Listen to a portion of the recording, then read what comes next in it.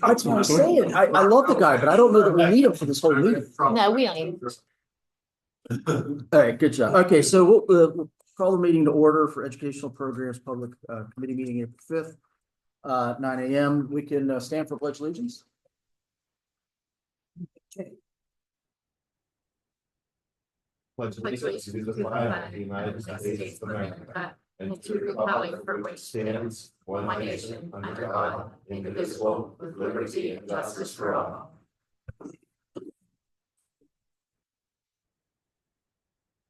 All right, so I put this together, then I realized that Cindy already had one that we were using, so mine's going to be a little bit different, and we'll probably blend these. But anyway, I want to thank everybody for being here this morning. Want to open up, oh, and there's going to be one more item added, and that'll be the Tiny Rams program we're going to talk about. Forgot to put that on there. But I wanted to open up just, and you'll notice there's a lot of opportunity for public comment in here throughout this. So I just want to open if there's any general comments from the public. Are you serious? All right, mark that down. I'm glad we recorded it. I think it's the first time Mr. Wood has not had a comment, but I'm sure he will.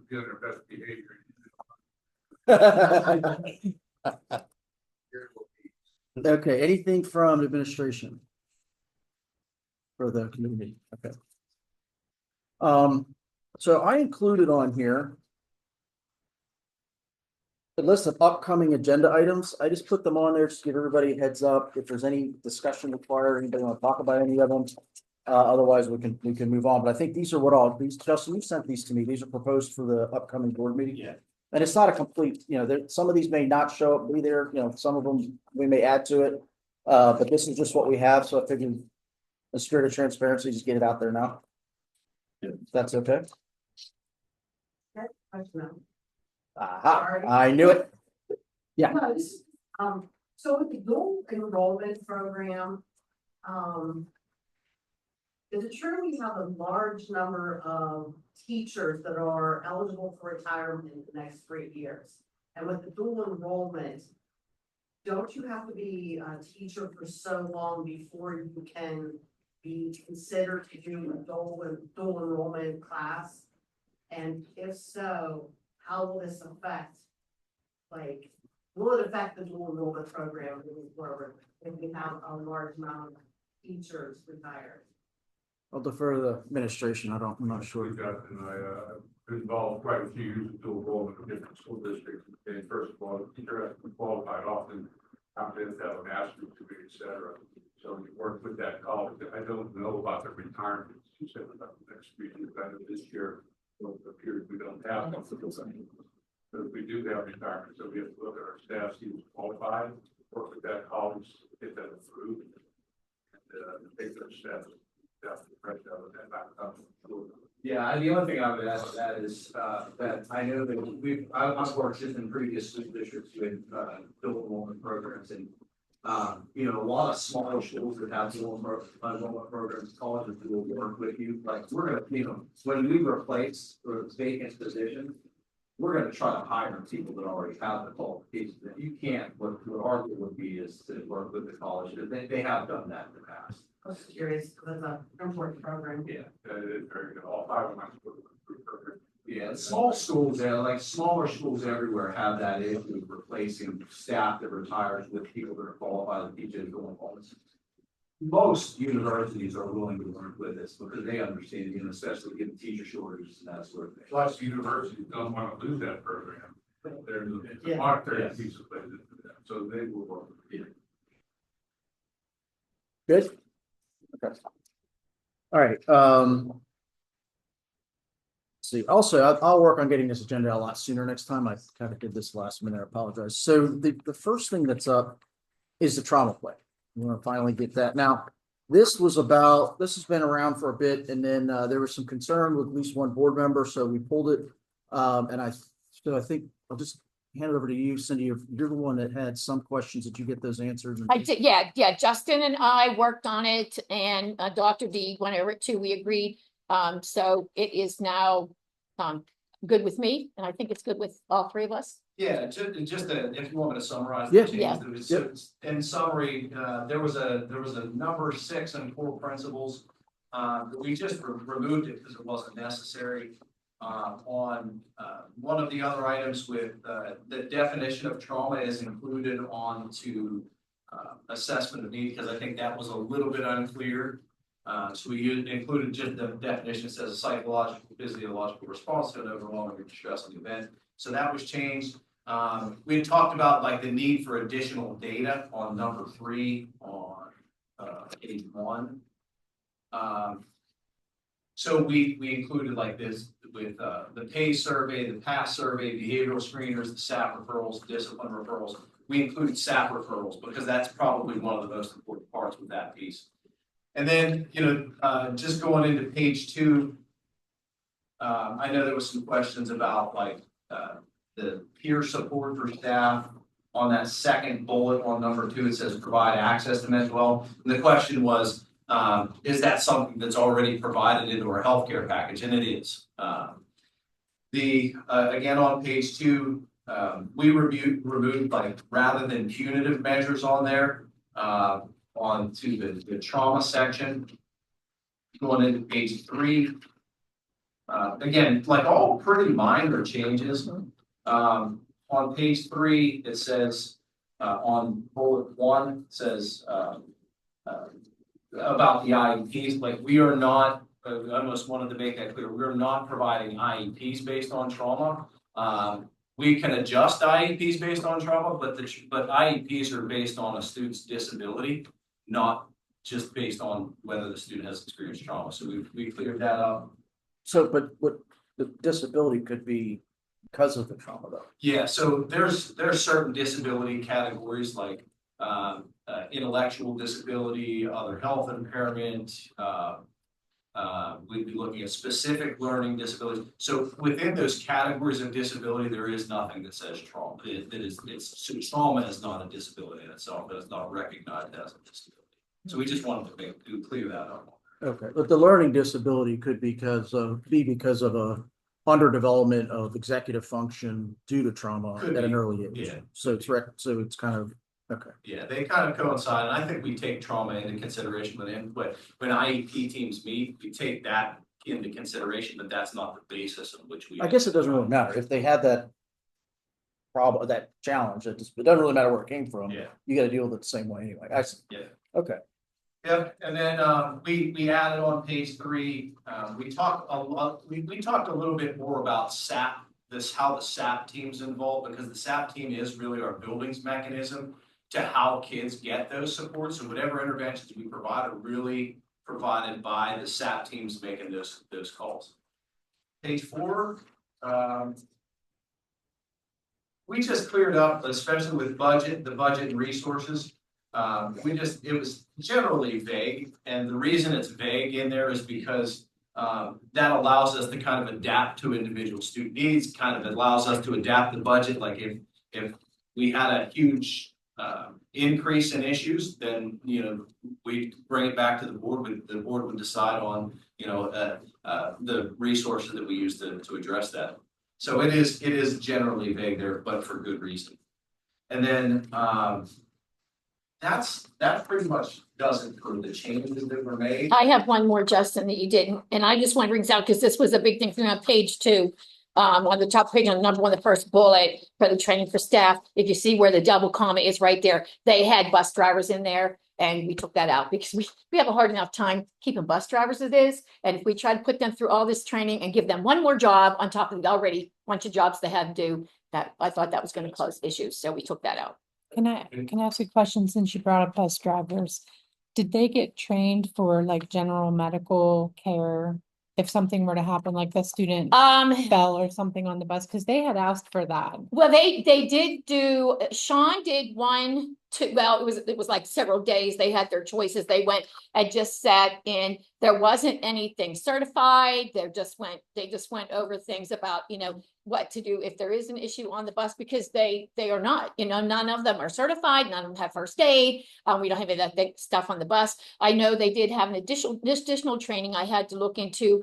Mr. Tays had it up at the elementary school on 2-person transfer, because we had some special ed kids that were over the 50-pound limit, and none of our aides were trained in two people transfer, but I am sad to say that after speaking with the aides, after that training, it was really, it told them nothing. It really, because all the things that the aides brought up, the questions that they brought up, well, how do we do this? How do we, and you can't do that. You can't move the wheelchairs around on the bus, and you can't get to the other side of the kids because of the way the bus, it was basically, here's your training, but it's useless because it does, our buses are not adaptive for what they needed to do if there was like an emergency on the bus, or they need to get, especially, it was a big thing with, transferring a double transfer, and it just didn't, it doesn't work for a bus situation, and whoever did the training had no answers for the aides. So I'm not sure what's going to happen, but yeah, I mean, Sean did do that one thing, but it was just overall, don't panic, I guess, and this is what you're trying to, I don't know. Are you referring to Sean Knapper? Yeah, Okay. yeah, because he's the one that did the training, the first training down at high school. Okay, thanks. This is brand new here, but level of transparency, top individual and transparency of communication is so critical. Justin has kept me informed along the way, discussion, Cindy trauma plan, so I had a chance to read through it. And Justin, you're being very thorough, so you're in good hands.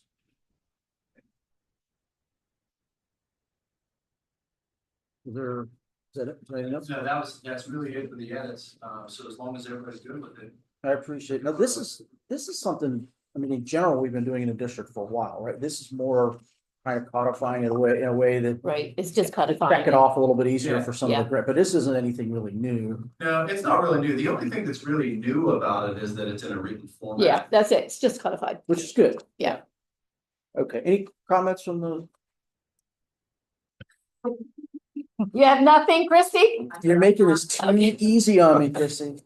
All right, so if everybody's good, anybody with the board, any board members, Jen, Irma, you're all good? Okay. I just have one thing. So at the very end, it's that last bullet. Develop a protocol for responding to a school-wide trauma event. Obviously there it lists death of a student or a natural disaster, and other events can obviously be included with that. Do we already have a team set up for that? Or do we bring in an outside agency to do the to do the counseling of the students once they return to the Yeah, a little building? bit of both. Okay. So we do have teams at each building, and typically your SAP teams are the ones that are, in charge at the building level. And then we have our district operation procedures for safety. So we have a process for that for sure. But when, there's a situation where you have a death of a student in the school, or if you have that traumatic incident that takes place, we're definitely going to be relying on outside resources too. I know there's a partnership with it that we've worked with Derry and Latrobe, where if there's an incident that happens, they would send counselors, or we would send counselors out to them if they have an event. So we have good working relationships with the outside school districts that work almost hand in hand with our emergency operation procedures. Joe, I just have one comment, and this is always a sticking point with me. Is there going to be a date on here when this was adopted? It's going to be on the agenda, is that correct? It's gonna be on the agenda. Yeah, or is that going to be added, adopted, whatever that date is? This is a plan, not a policy, so I would doubt it. It's not it's not a contract. It's just a plan. So unless I'm mistaken, I don't know that there's a reason, because it's just a plan. And what we Of their would include, so we use this for, the only thing that's a requirement here, and that's not even really a requirement. The only thing where we're asked for a trauma plan is on a PCCD grant. They'll ask us, like, if it was, if the board did, approve, is it a board approved plan? And all I would do on there is check the box and then put the date that the board On approved. motion. Yeah. Oh, yeah, yeah. Okay, so that'll be included on here then? Yeah. Thank you. What do you mean that would be included on? No, I don't think it'll be on Right, the it plan won't be- it itself. won't be If on you the- would just have to reference back to the, minutes. the minutes for whenever it got Yeah, passed. it'll be in the record that the board adopted this as the trauma plan on whatever the date's gonna be for the, Right. so that after But that. it won't have a date signature page like a lot of. No, things I'm that not they talking sign off signature for. page, just the date adopted on this. Well, that's in the minutes. Probably not, no. No, However, I mean, honestly, however we want to handle it, I can put like, once it's approved, I can put like, I can just make our official copy say adopted on. It might be It might be way you easier, don't that have way to we don't go back and look, because through it. I have to go back and look through 3 years, 4 years of minutes. Right. Yeah, Yeah, Yeah. I'll change it, so when it is officially board approved, I'll put adopted. You know, when on you're next. looking at something down the road, when was something adopted? If it doesn't have a date on it, That makes sense. well, no, I go back through all the minutes, that's nice. Justin, earlier you said that the only thing different is this is actually written down. Yeah. The other school districts have anything written down, or they just? I think a lot do and a lot don't. I think it's probably 50-50. I think the ones that don't are gonna realize pretty quickly if they don't receive PCCD funding. So it's all that they're about gonna the- need to do it. It's Okay. all for funding. About Yeah. the funding, Yeah. okay.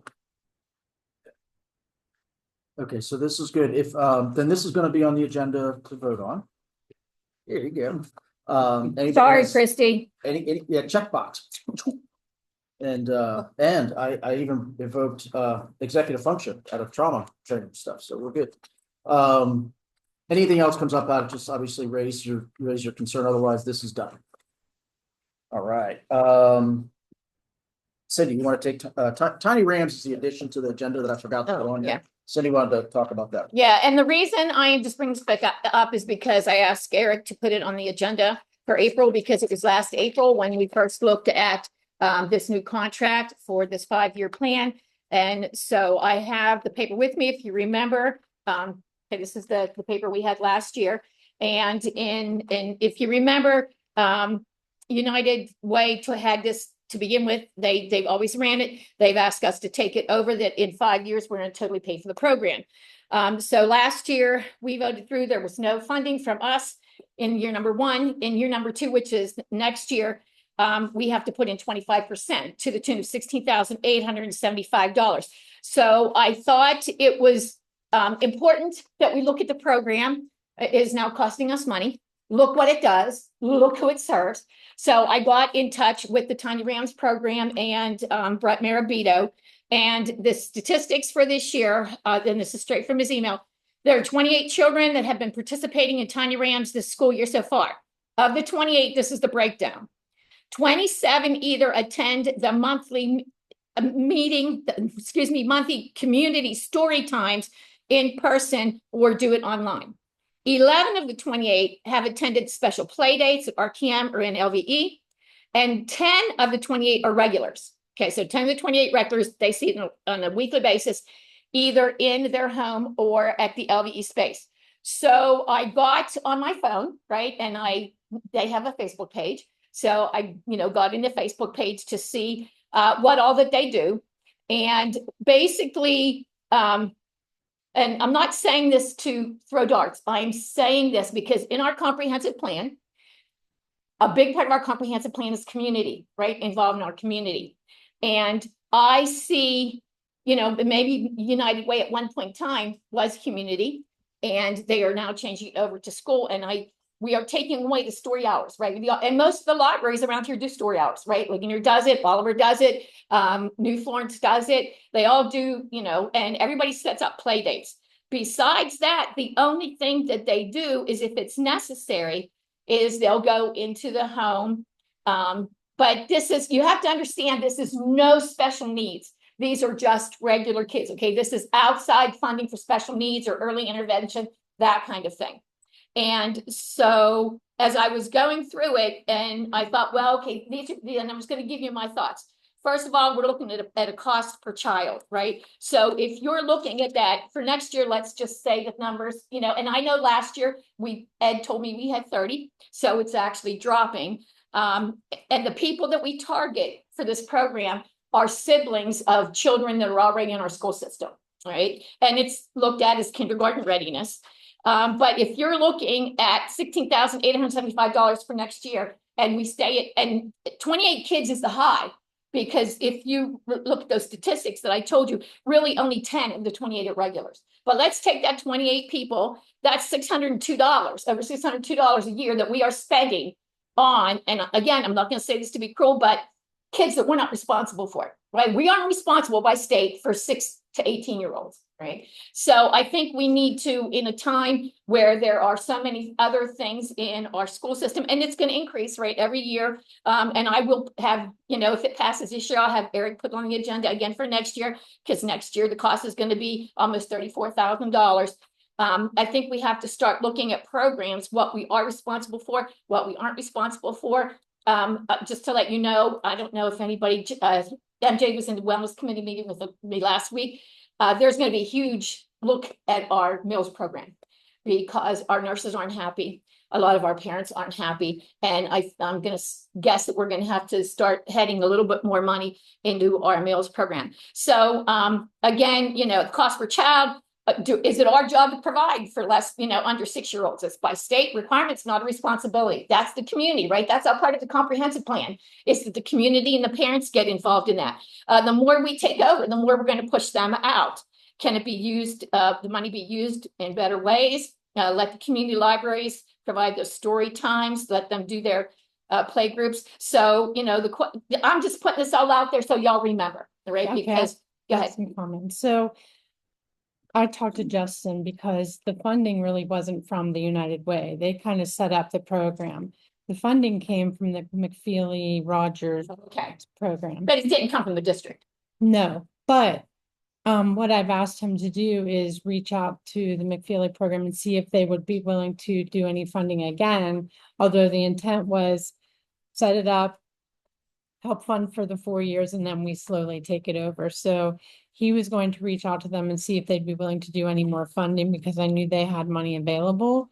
I also had asked him to reach out to pre-K counts, which I don't think we're eligible for that.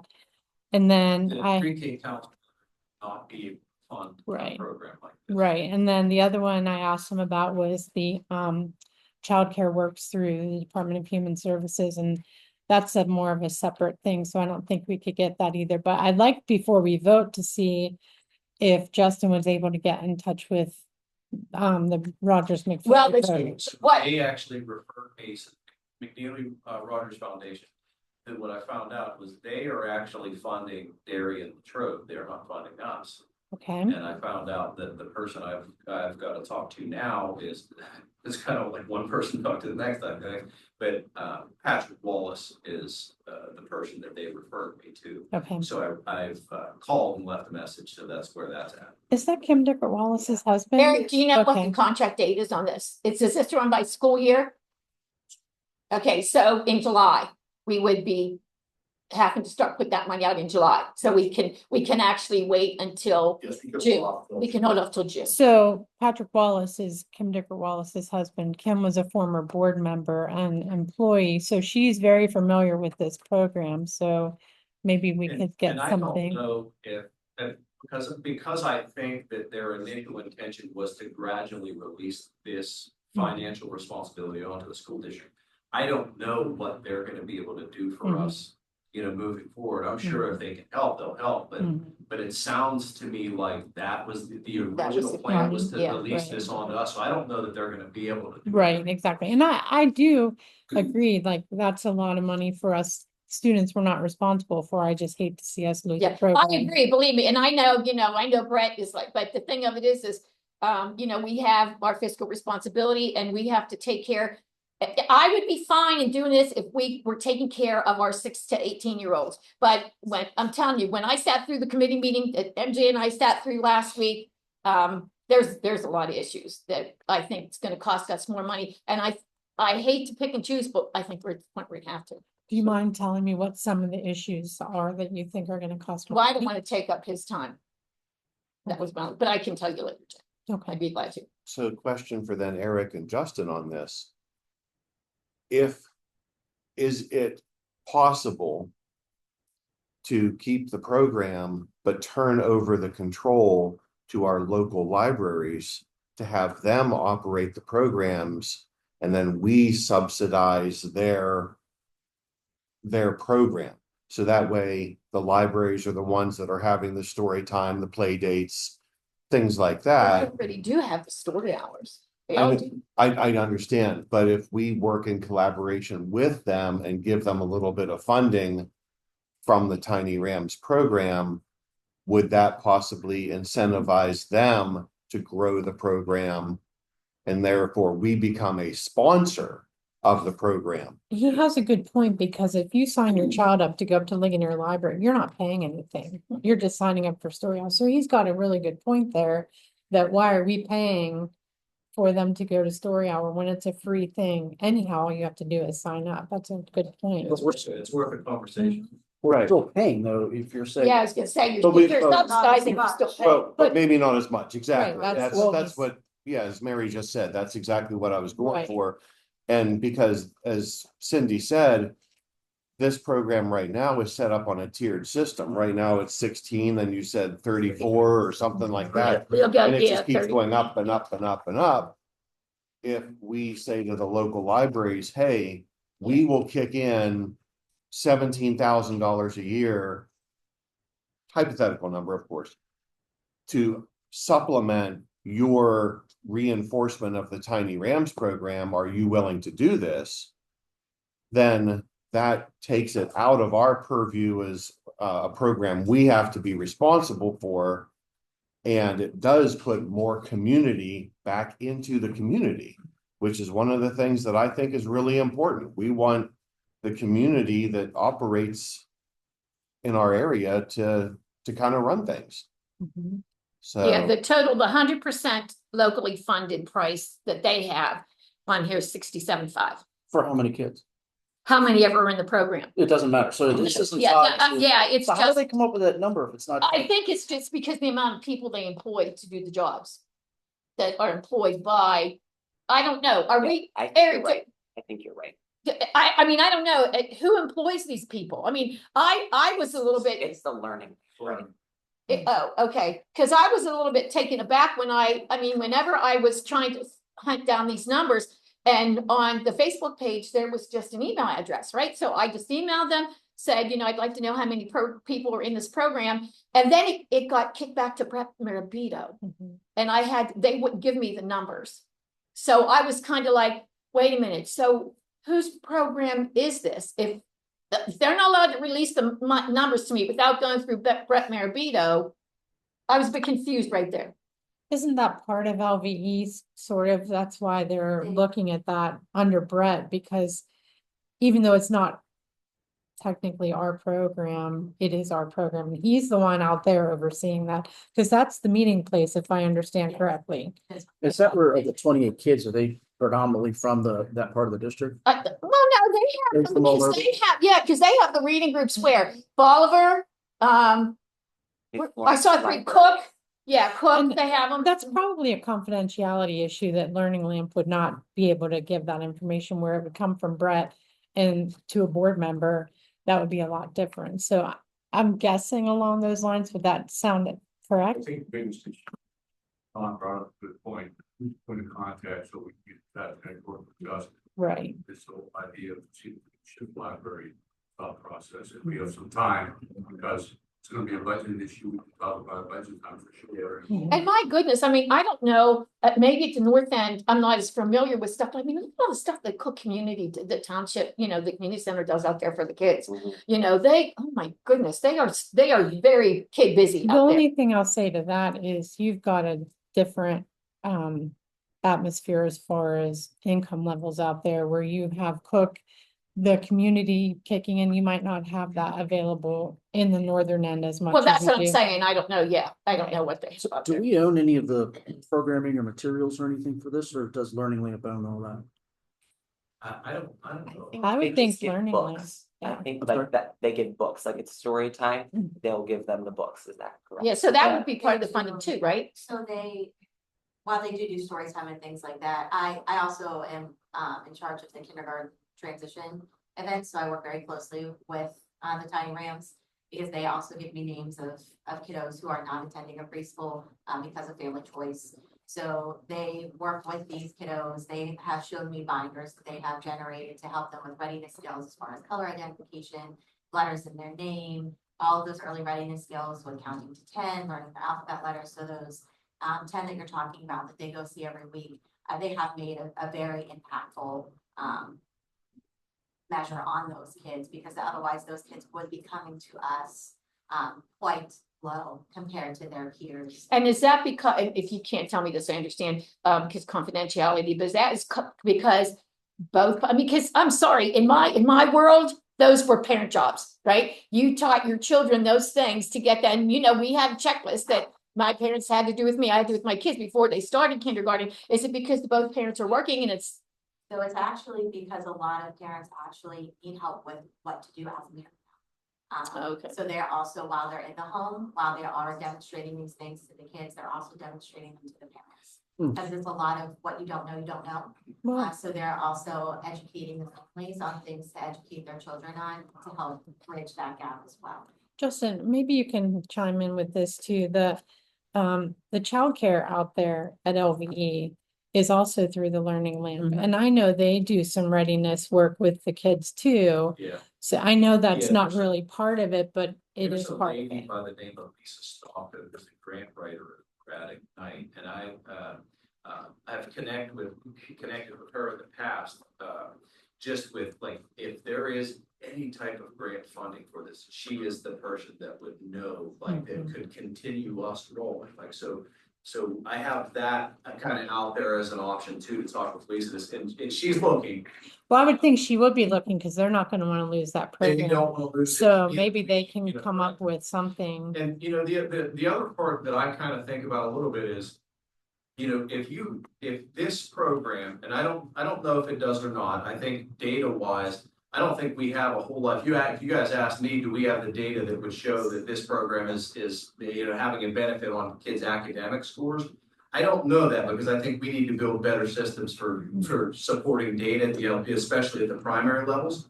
But when I think of if you could save students if this program is saving students from getting involved in intervention programs where ultimately that's a higher cost for the school district, or if it's preventing kids from being labeled with a disability, if it's preventing any students from going out to some of the cyber schools that are out there, so you think about the cost that a program like this could save long term. I don't know the answers to these, because we don't have those strong data systems yet. But I think if we could prevent 2 kids from going to cyber school, because that, even one. That's that's less than one student that cyber receives student. special ed services out of cyber schools, what, $18,000 or $30,000. So $30,000 for their kindergarten year, but it's $30,000 for every single year that student's involved in our school system. So even That's if an we save excellent one point. student, that cost is probably worth it. If you ask me, do I know whether we're saving those kids from going to cybers or going to special ed or receiving interventions? I don't know that answer yet. Well, and I think part of the other problem is I've asked several people that had little kiddos. They don't know anything about this program. I don't think we're communicating that well enough to the public that this is available, because I asked, oh my goodness, probably 15 parents that have little kiddos. They have no idea that this is even available. Yeah, it's a great. So Is this year round? school no, year, school isn't it? year. Just school It's year school only? year. Mhm. Okay. So I think that's a really big part of it, whether we add it to Yeah. our newsletters, because if we're trying to target siblings, Yeah. maybe that needs added to our newsletters a few times, just to make the public aware, because I don't think they are. Yeah, I mean, I think, like, just my own opinion, is, if this is $16,800, I almost feel like next year is it worth using the $16,800 for next year to continue that program while we build some data systems that can come back to the board to give you, because I feel bad for you right now, because you're having to make a decision based on no real data that's telling you whether this is effective or not. And what I'd like to be able to do is be able to build up a data system so we can tell you this time next year, this is what the data shows for these kids that have been in this program. Right. And that's, The advertising mean 30 to 60. and Justin, I know how difficult it is. If you're trying to pull data points from a kindergartner or a first grader, it depends on whether or not they like their peanut butter cookie that morning as to how they do on their test. Well, So, you might not see that data come through until their 3rd or 4th grade, whenever you can really start to identify if they have a learning disability, or require a 504 or IEP at that no, I point. think you picked that up pretty early. That's my opinion as a mom of Well, they might issues be- like, I think. Yeah, we but should But it's pick hard, that up. it's hard to If you look test, at, like, hard to if- test. And that, this is just a thought, but if, you know, there are states that are building prison systems based on kids' third grade reading scores. And so I think those early literacy scores would probably be the most telling to me Yep. on whether kids, this program, or this program, or our pre-K program is, or even our kindergarten program is having an impact. And I think what we could do is we can kind of separate those kids or families that were involved in Tiny Rams and just take a look at how are those kids that were involved in this program, how are they performing in comparison to their peers? But we would be looking at running the program out for 4 or 5 years in order to get that data. Well, is this a national program or is this regional or, I mean, Well, I think it's regional. I think that the Rogers McNeely Foundation is supporting Darien Latrobe. But I don't know that there's, at least none of the school districts that I've been involved in, there's not really anything, Somerset, Cambria County that's comparable that I know of. Well, because I'm There wondering, I might be mean, towards Pittsburgh, but. if Learning Lamp or whoever wants 68 grand a year, they should provide some data to sell this. Because Agreed. what it sounds like though, is there's an ROI here. I mean, we can quantify what does it cost a school district above a kid that doesn't have, for an IEP, for example, right? I mean, I know, maybe we get funding and we got to offset all that. But for a student, you have student A and then student B with an IEP, student B with the IEP is going to cost more, right? Yeah. Plus the cyber school scenario, right? And you take, 3, 4 of these kids, if out of 30 kids, 28 kids, if one of them can avoid, but we don't know for sure if that's happening. But if it is, there's an ROI. But then I think to Donnie's point, we still could share this where we could spread this out more into the community. Some of these libraries stuff, they may be able to raise some additional money on their own. If we're supporting them to get it going, they can use that as a fundraiser themselves. And the community takes some of this over. Maybe they can keep it going through the summer. And that offsets, that kind of balances, not offsets, but kind of balances the load a little bit. And it might attract, to Jen's point, more people because the community's, so there may be a lot of different ways to go with it. So Dawn's point of it could take 4 to 5 years. And we could potentially get into that. There's no contract with this, is there? There's not. So we could look at a year. It's every year we do Every. Okay. Yeah, This is optional every year. we do it. Yeah, Right, so Yeah. we could look at it for a year and then choose to stop if we felt there was right. not enough data to give us an answer. We We'll have could, an idea next right, year. we'd have an idea. So So Dustin, I, forgive me if I misunderstood what was said. The Rogers McNeely Foundation with Darien Latrobe, are they paying their cost to the United Way for this program on their behalf? I don't know The that. United Way Oh. doesn't get any funding. I don't. No, I mean, believe that. but like whomever we're paying for this $16,000 contract That's was the the Learning Rogers- Lamp. That's Learning, the the Learning. Learning Lamp. Mm. Is the Rogers McNeely Foundation paying Latrobe and Derry's fee for Pay that? them directly? It Um, doesn't go through us. though. Doesn't go It through doesn't. us. So I'm guessing that they paid the Learning Lamp directly. So- Whatever the third party. So obviously, it would be great if we could get in touch with Rogers McNeely Foundation and say, hey, we notice that Latrobe and Derry is being paid for through you. Can you help us out? Yeah. Or find somebody who's willing to pick up a grant or donation to pay this for us while we at least look over it. I honestly think the lady from the Learning Lamp is gonna try to find us some money if it means we're Agreed. gonna lose that program. Agreed. I would almost. I feel confident that And she's gonna try to as find good- she's something. as good a grant writer as I've Right. been. Right, But it's still worth reaching out to the walls. Yeah. After the Yeah. walls say no, you can reach back out. Back to the Yeah. so, but I do have a question, Justin, to what you said about, will these kids end up being a high P with IEP? Will they be slower learners? Isn't that something though, that, in our medical system today, when kids go for their 1 year, 2 year, 3, and the doctors say, hey, they're having speech problems, they're not developing right, and then they already get in the system, right? They get early intervention through the medical system or somewhere. Most of the time. So, and I don't know, this might, again, you might not be able to tell me this or not. Again, this is data generated as to whether, do you see the children that we deal with any like special needs? Other than the fact that mom and dad just aren't teaching them.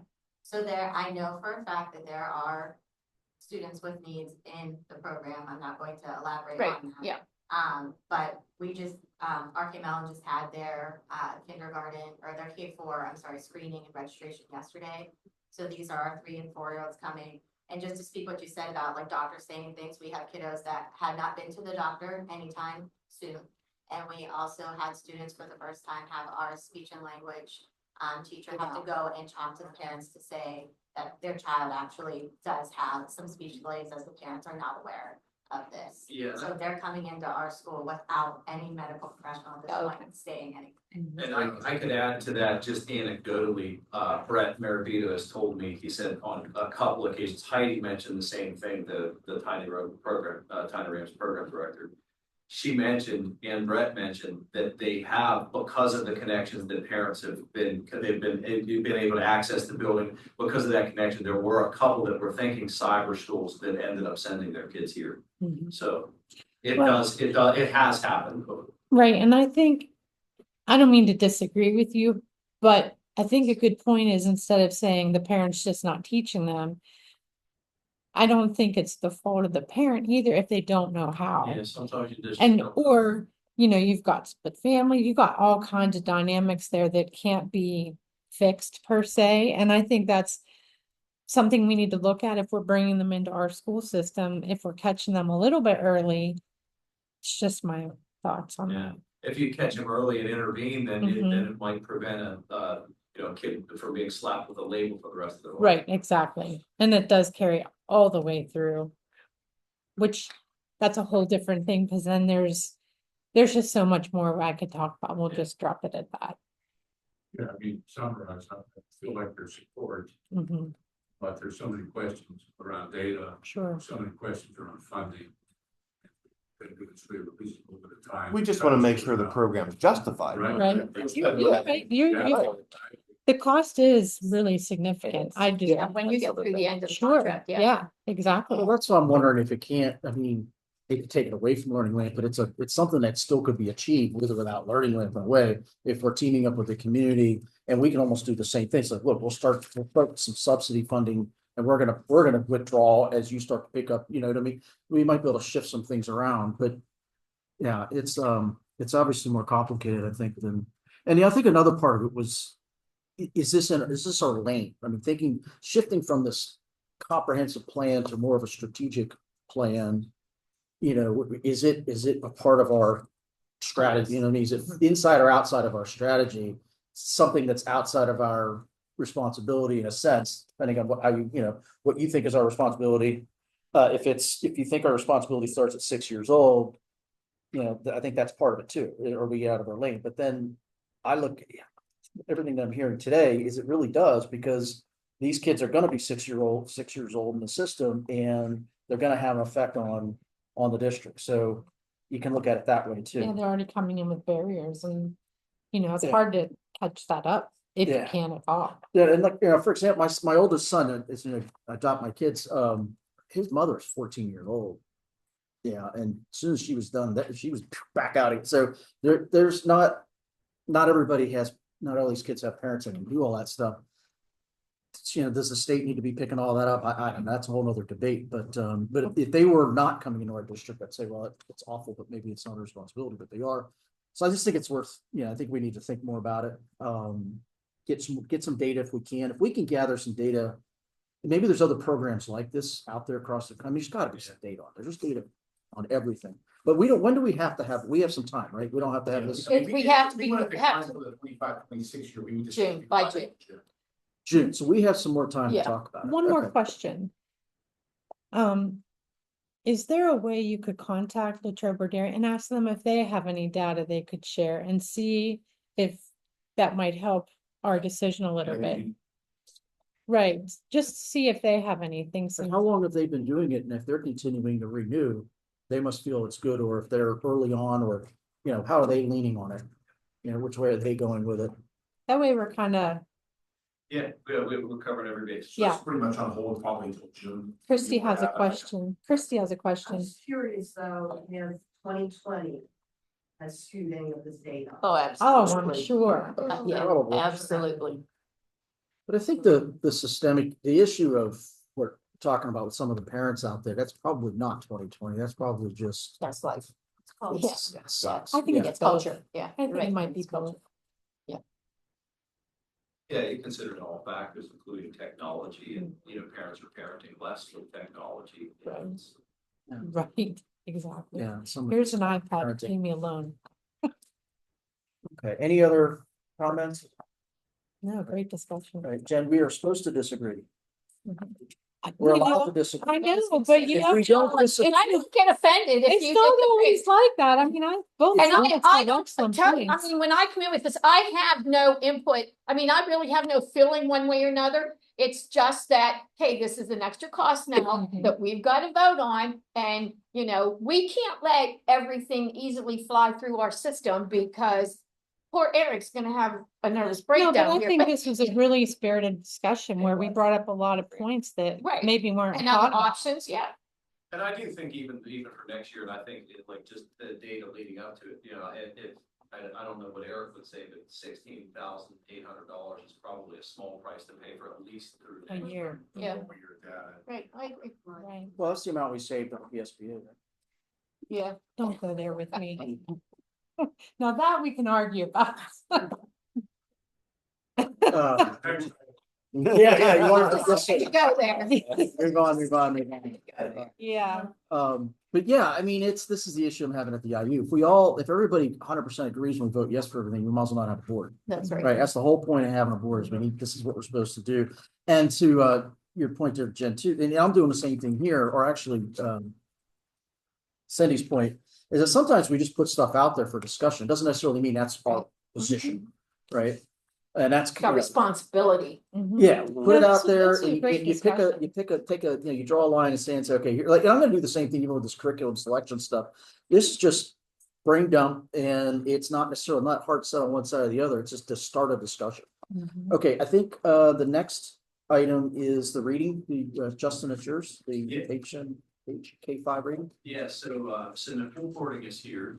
I will just start by saying Nicole, to me, just a new guy coming in, being here for a little over a month.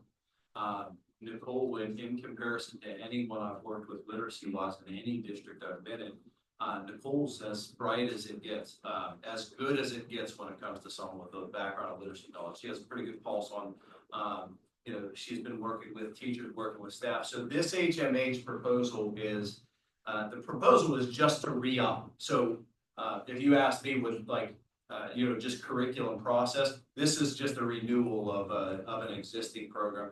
We signed up with HMH about 6 years ago. We had a contract. We're up, that 6 years is up now. And we have some quotes. There's gonna be a 3-year quote, a 5-year quote, and a 6-year quote up for approval. Nicole's here to tell you a little bit more about the program. We've been meeting with teachers, we've been meeting with principals to, just gather thoughts. Again, it kind of goes back to our last topic of, if you ask me, show me how well this program's been working. I'm gonna struggle with that just because, again, it goes back to we don't really have real good data systems to support. And I think at some point, maybe today, maybe some other day, we'll have discussions about what do our assessment systems look like. There's some normative assessments that are used throughout in every school district I've been that uses data. There's some good assessments that are out there that we could use to track students' progress with reading and math. And I think that's kind of the direction we want to go. But again, if you ask me how well is our program doing, I can point to you to PSSA scores, which I know aren't always the end all be all. I can tell you that, but I couldn't really tell you on an ongoing basis, here's how kids are doing. So with that, I'm going to pass it over to Nicole. She's going to talk to you a little bit about the program. I just told her to stay within 5-10 minutes because I know we're pressed with time. Morning. Good morning. I'm Nicole Courtney. This is my first year as the instructional coach for Ligonier Valley School District. Previous to that, for 15 years, I was the reading specialist at Arcade Mellon. I've developed a great team with the staff at Mellon after being there for 15 years. And I've worked very hard this year on building a really strong team with the LVE teachers as well. We've been as transparent as possible with the new version. The new version aligns very closely with the science of reading, and I'll show you all of that and how that works. And the teachers are very excited to see that since they have completed their first year of letters training. So they're seeing that best practice, seeing what it should look like, and they're very excited to see that in this new version of what they've already been using. So I have a handout just to kind of highlight the new additions that are in version 3. Thank you.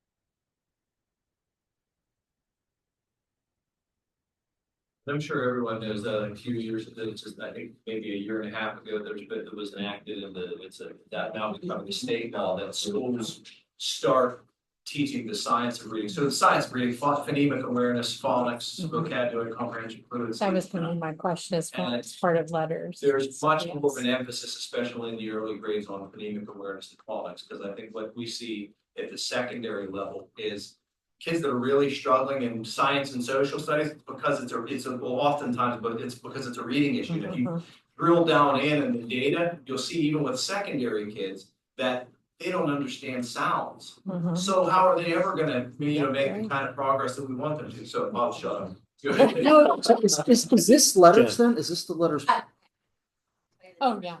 Just hold I'm loose. sorry. She'll get Well, there. Only one Trinity. second. Okay, all right. I mean, because we had So the just phonics so you know, what I was See how I going to spelled go it? over with all of you is how information version 3 relates to letters, relates to the science of reading, because obviously that is very important. That is the movement that Pennsylvania and everyone is going to. And the little data that we do have, I did want to show you on that as well. To get to your point, I wanted to go over 3 terms that you probably hear a lot right now, which is the science of reading, structured literacy, and letters. So science of reading is the body of research. That brain research that's telling us how children actually learn how to read and those key components that are necessary to make a proficient reader. So the other one is structured literacy. That's the actual teaching method related to the science of reading. It's through explicit and systematic instruction, and that's the best way to teach reading to all various levels of students. And then the last part is our letters, which is our language essentials for teachers of reading and spelling. And that is the professional development that our teachers have gone through and will go through next year to teach them how to use the science of reading and structured literacy in their classroom to make the best impact that they can. So that is where that big focus is. You're hearing on phonemic awareness and phonics, because that's basically your foundation and your framework for learning how to read. So if you have cracks in that, then you're going, everything you build on top of that is not going to be stable, which is how we end up with not proficient readers by the time we have our 4th graders, and why you see that deficit. So the letters part is what we're getting from the IU. Correct. Okay. And just to let you all know, for us old people, this is the way we used to learn to read. Yes. It is, it really is. If you think back on that, remember the Dick and Jane books? Yep. Those were all phonemic awareness and phonics based, so you see that shift, things happen, it's kind of going Yep, back. they went the wrong Well, way on that. Oh, yeah. My goodness, us Catholic school kids, we had a phonics class Yes, yep. every day. This is my simple brain. There's 2 ways to learn, your own experience and other people's experience, and the only way to really get other people's experience is to read.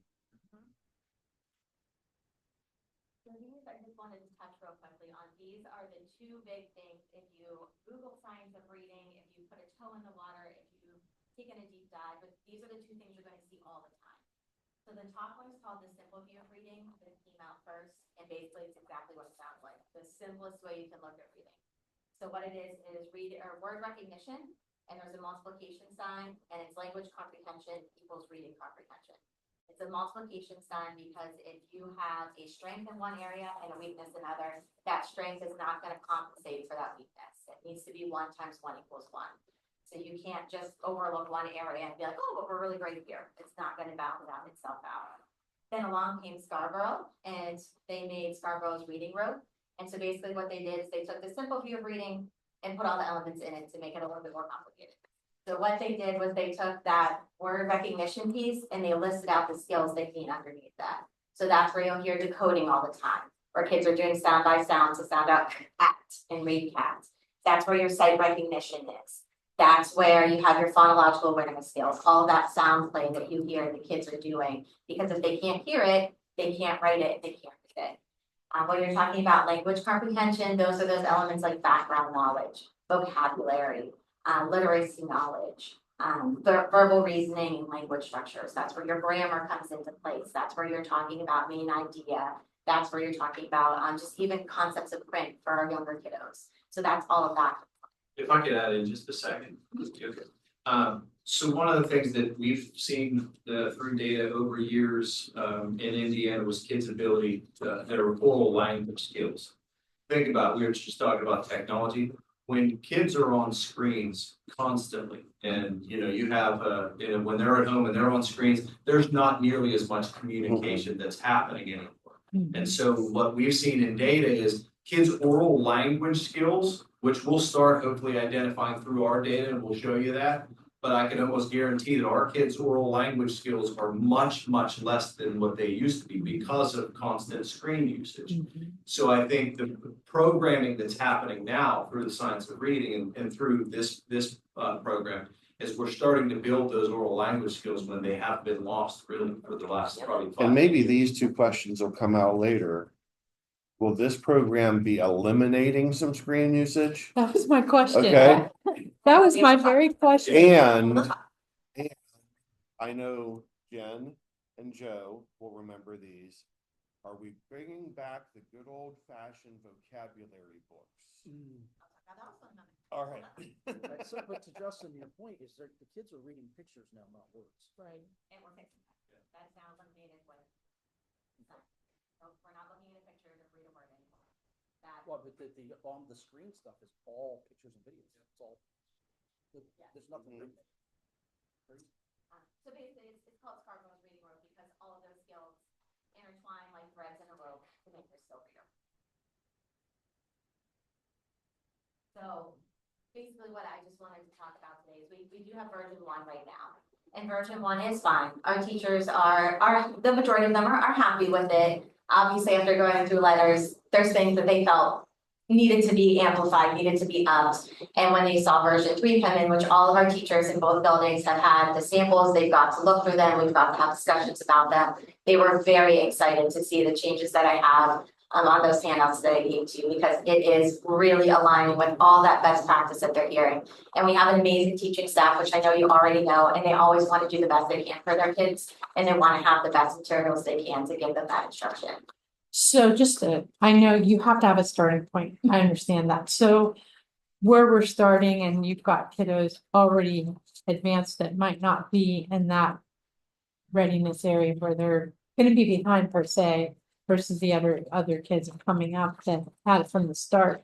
Is there anything to catch those kids that were lacking to help catch them up? We have key flags, what is going to be our intervention program, and it's a structured literacy piece, it's very explicit, very systematic, and it goes over all those phonics skills that they may not have had that explicit systematic instruction that our other kids have. So we have already come up with something. What did you call that? It's key flag, Okay. UFLI. Okay. So Jen, I think you're dead on there. I think that's what we really need to be doing is we have this core program. So what is it that happens for those kids when they're not there yet? Right. So I think we really have to do a better job of building up the data system to identify those kids. And then once they're identified, selecting things that are geared toward that area in Scarborough's Road that they're struggling with, things that are specific. Well, it's the same with the cursive writing, you start it in 2nd grade now, but all those kids that already passed, they missed out. Yeah. Because we don't go back and kind of catch that up, even just a little bit. I'd like to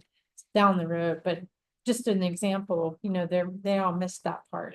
So it seems like there's a prime window when this is really gonna hit and resonate, and then if these kids are, like what Jen's saying, is there a grade or an age that So is prime for this, and then after that, you're dealing with more catch up or what have you?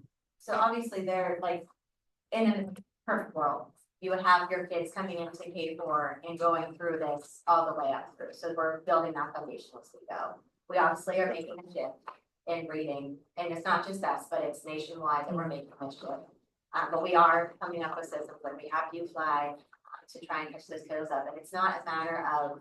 I mean, you have to be in usually 6th to 8th grade is where they usually say that window is very narrow. And it's not that they can't make progress, it's just that they make slower progress because of their brain development where it's at. But it's not that they can't respond to it. Unfortunately, there's casualties with what has happened. We can't do anything about No, it. you can't. No, the only thing is we just try to catch them up Right. as we go along. Yeah, and then when we are at the point where we have good intervention systems through K through 12, then it's like, okay, so if someone is struggling, they're getting help throughout the. Right, that's what I don't wanna see is you have a whole series of ages that never had that, and then they're struggling with school and high school. Yeah. Because they missed all that, and there's no way around that. I just don't wanna see if we like come down to you failed because you didn't learn that. Is there a COVID ripple? So I the mean, biggest that COVID kind of ripple from that time period, those kids all the way. So this would be the COVID babies, the COVID babies, from what I've seen is 2 years of COVID babies, you have when it initially started in March, and obviously it rolled over, so. Initial wave of COVID babies is coming to kindergarten next year, and the second wave of COVID babies is coming to kindergarten in 2026, 2027. So we have seen, obviously, with, you know, when kids were online learning, writing was obviously the one that we needed to catch up the most, since online learning is hard to teach writing. And all you have is kids showing, you know, they're writing like this on the Zoom screen. So that was one area that I know teachers have been hitting very hard to catch them up on. But I have to say at this point, like a lot of the kids have rebounded from that. Again, we have an amazing teaching staff, and they're very in tune with what our kids need, and they really do pay attention to those areas that they need and really focus a great deal with them. Just one more question about the data. So the kiddos coming in, when we screen them coming in, do we keep that data somehow? Okay, so we already have a starting point. We just need to follow through. Okay. And then obviously, as Justin has mentioned before, like if we can get some other norm data, then we can really help guide us to, for interventions especially, this kiddo needs specifically help with this or specifically help with this, which is a much greater impact than just doing a broad, we know you're struggling impact. So having those additional data points to look at is extremely helpful, not just for the teachers, but helping the kiddos get where they need to go as well. So these are the highlighted areas of some of the new things that they've added to version 3. I have those on your handout in a little bit more in depth. This is kind of more of a brief bullet point version. But the first one is the foundational skills. That's what they're calling phonics. So that is in K through 3. Kindergarten through 2nd has this 5 days a week, and they are focusing on a specific phonics skill, and they're getting that skill through spelling, through dictation, which is where the teacher is saying things, so we're getting that writing component, which we really need to strengthen, and we've seen from research that's that area that usually gets neglected. And they also have decodables all the way up to 3rd grade, which is wonderful to see, and these books, you cannot just look at the picture and figure it out. These books are 100%, the kid must use their phonics skills to decode every word and read it. And so this is where we're really getting that application piece. So if nothing can be memorized, they have to really put what they're learning, you know, feet hit the pavement, they're using it, doing it. And a lot of our teachers have already switched over to using decodables, and the difference has been astounding.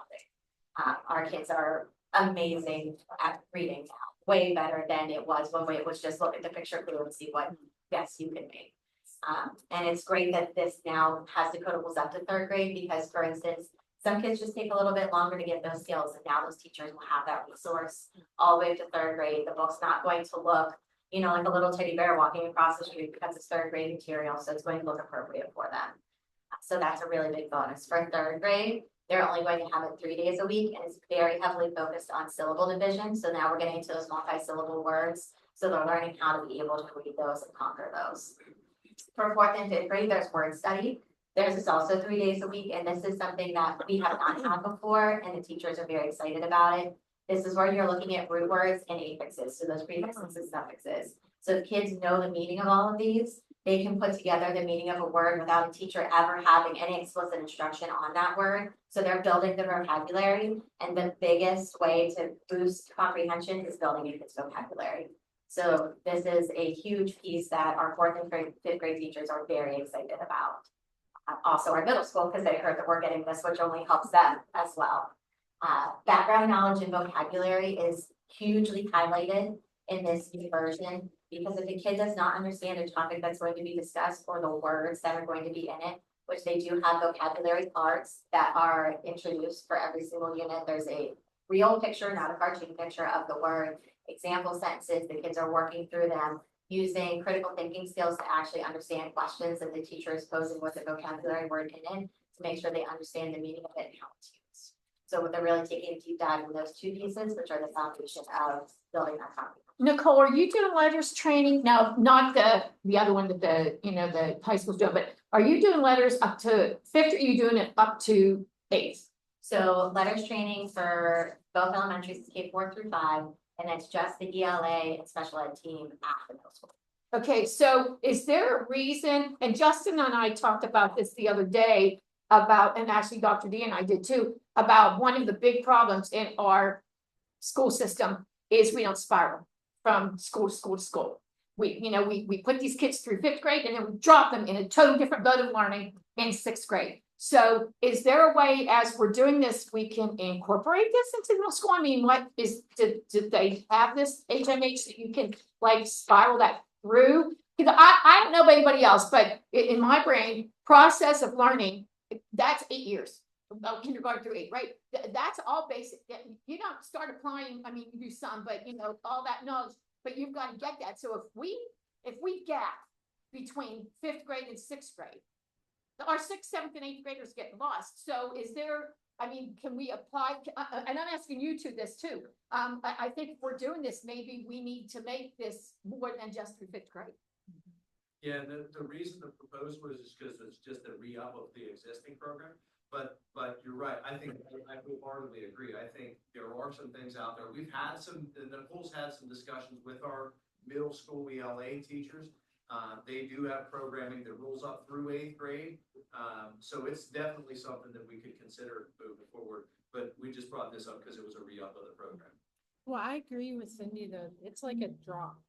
Not just in reading, but math too. I mean, you go through a certain program with math in the middle school and a lot of hand holding, of course, in the elementary school, not so much middle, and then high school. It's like, boom, you're on your own. And So what happens in, I mean, if we're gonna do this I'm gonna guess, I mean, I know we've been talking data. You can't, a 3-year contract's not gonna get you much time to generate much data baseline. I think you're gonna have to go at least 5 or 6. I would really hate to see going another 5 or 6 years with that gap. If we're gonna do this, can't we get in touch with them? Can't we do something and move that into the middle school? So it's spiraling more. Continuity. Yeah. I've been in conversations with the middle school ELA team, and they are very much interested in looking at some program options for next year. awesome. And you hired me to look at the entire structure and make suggestions. We talked about individually with administrators. So curriculum cycles in a process would be something that I think down the road that involves spiraling curriculum is so important. That's for another discussion for another time. Yeah, because that actually kind of bothered me. Like they're looking at this as if they're their own entity over here, and we need to be Yeah. one Yeah, seamless yeah. place. There shouldn't be, you got this great thing going, and especially if we're starting to prove it with data, and then they're going to decide whether or not they want to do it. That kind of bothers me a little bit. I think we need to, just because we're in separate buildings and separate chunks of kids, it doesn't mean we're. There's been a lot of talk from the teachers and everybody about the continuity of everything, making it flow from the beginning to the end with a purpose. Yeah. And this one just stops at 5th grade, because this one's a renewal and the other one would be a new contract, and I don't think I'm allowed to cross hairs in that realm. We can look at that. Can't wait. Yeah, Yeah, we can look at that through the curriculum. Yeah. Because that one would be a new adoption.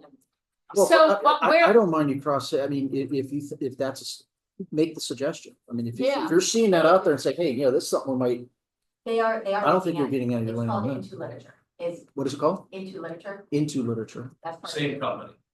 And they are looking at it. So is this something that we have to wait for because of contrast with our other ELAs with, what do we use ELA? This is up in June. This is. No, I mean the middle school stuff. The middle school stuff. Do we just I use, I we wasn't use, sure on that what's one. that 3-letter thing? IXL. IXL, I yeah. think that is yearly, right? Yeah, that's yearly, yeah. Yeah, that is yearly. Yeah, that's just the That's computer. not. That's supported. IXL is not. That's supported. So do we actually have ELA curriculum in the middle school or? Okay. Eric's Get pleading on- the fifth. We're Oh, gonna yeah, get man. on. Yeah. Yeah. I hate that IXL program. Oh, it's a disaster. It's terrible. I think what we're It's a saying is, disaster.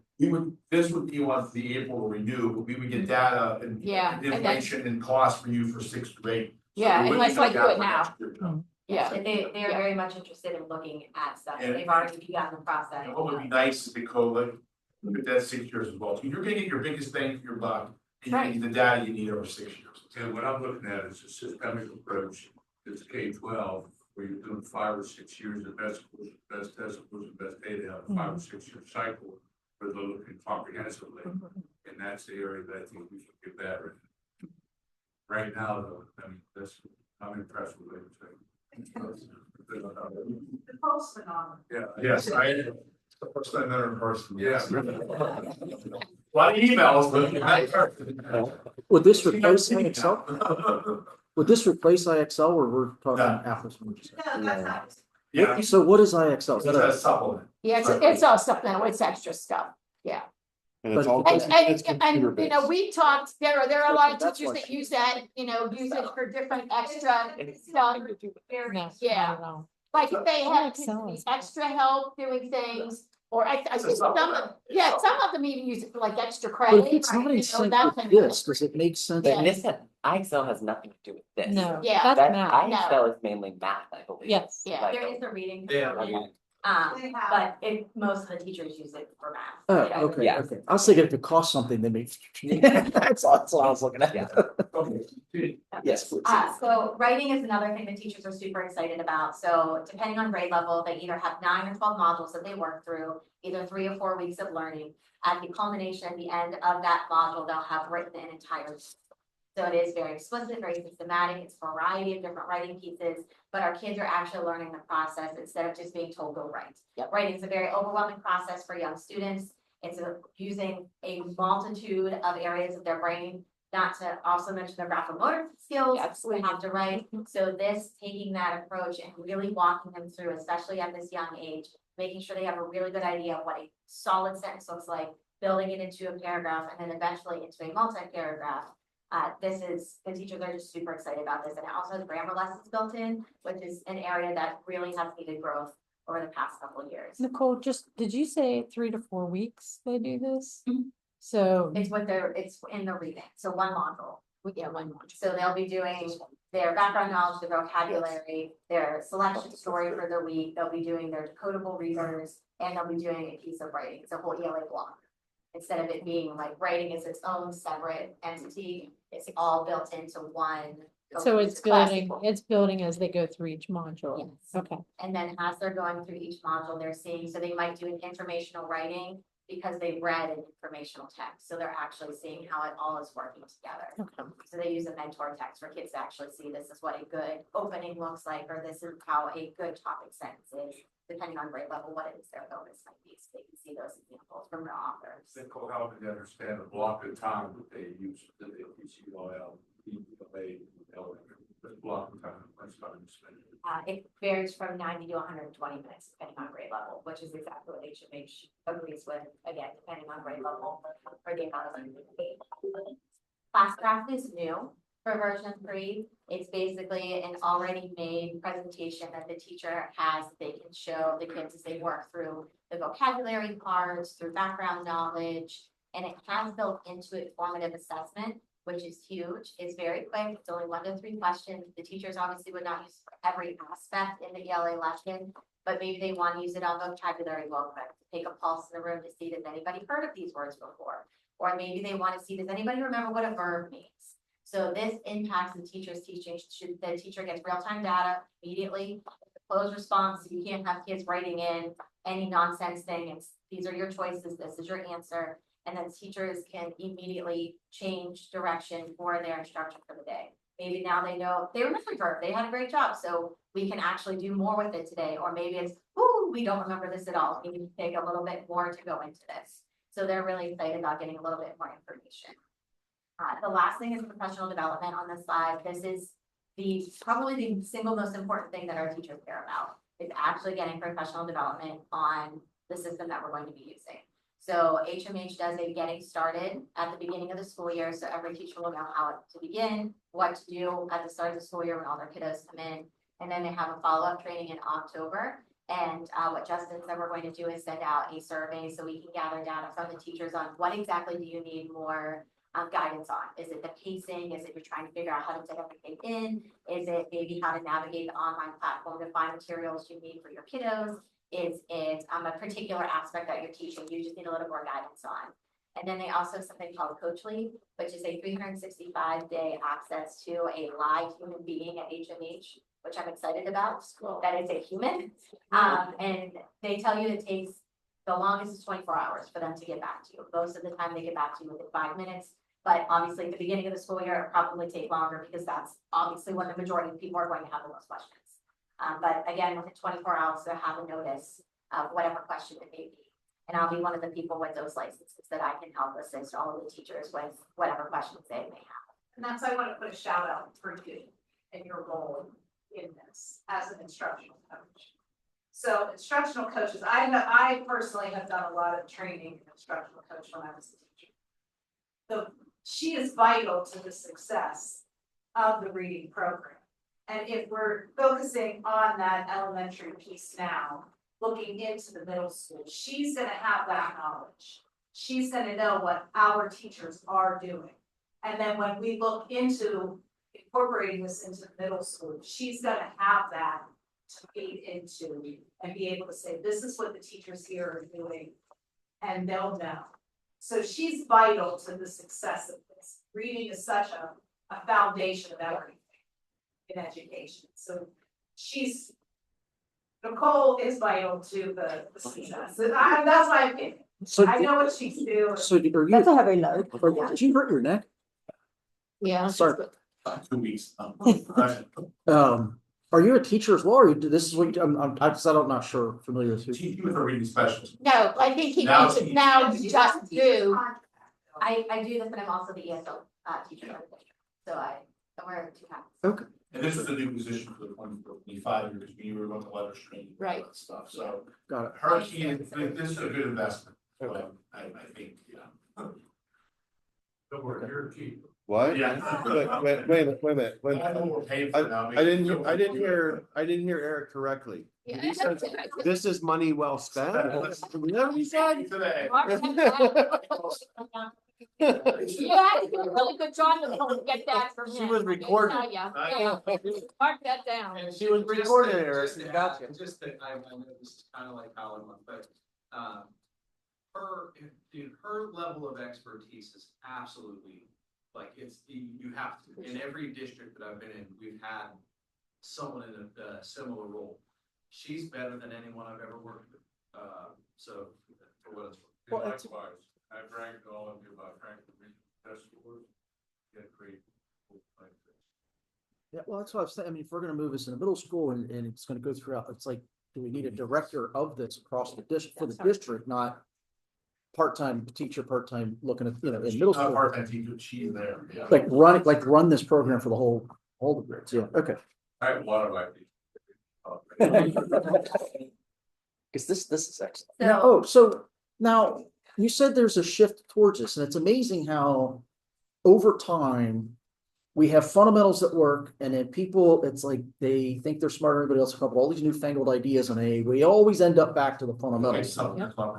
Now, I doubt that these people realize this on their own. Was there data that drove to get here in the first place? And or is there data now being, because do we have to wait 5 years to gather data? I can't believe there isn't already data, because this is intuitively makes sense. Well, no, I right? think Ed had that data when he picked his program, right? Whenever in our comprehensive plan, whenever our PSA numbers were, down, and in our comprehensive plan, when we had said, okay, we got to fix this, right? We had to, and I think Ed went out and he researched, and that's how he came up in the data for the letter. Oh, you did that. Okay, Nicole did all that work. Natalie Ronaldo, and I actually helped find HMH the first time around, and then presented it to all the administrators and the teachers, and that's how we got it.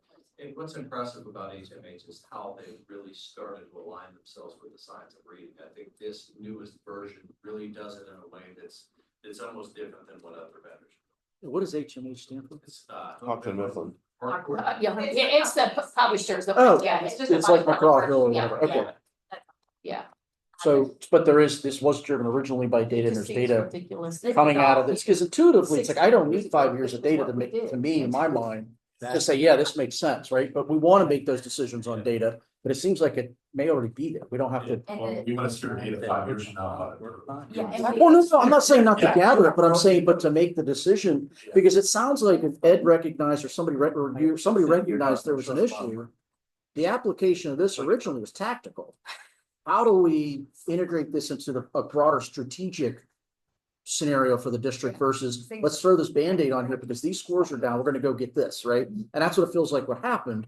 But I'm assuming, I think you're probably thinking the same way. It's like, how do we take something like this and it just makes that easier to do and run with if we already have other data kind of justifying that kind of a Well, I think the value. of Paradigm this is shift. The letters training.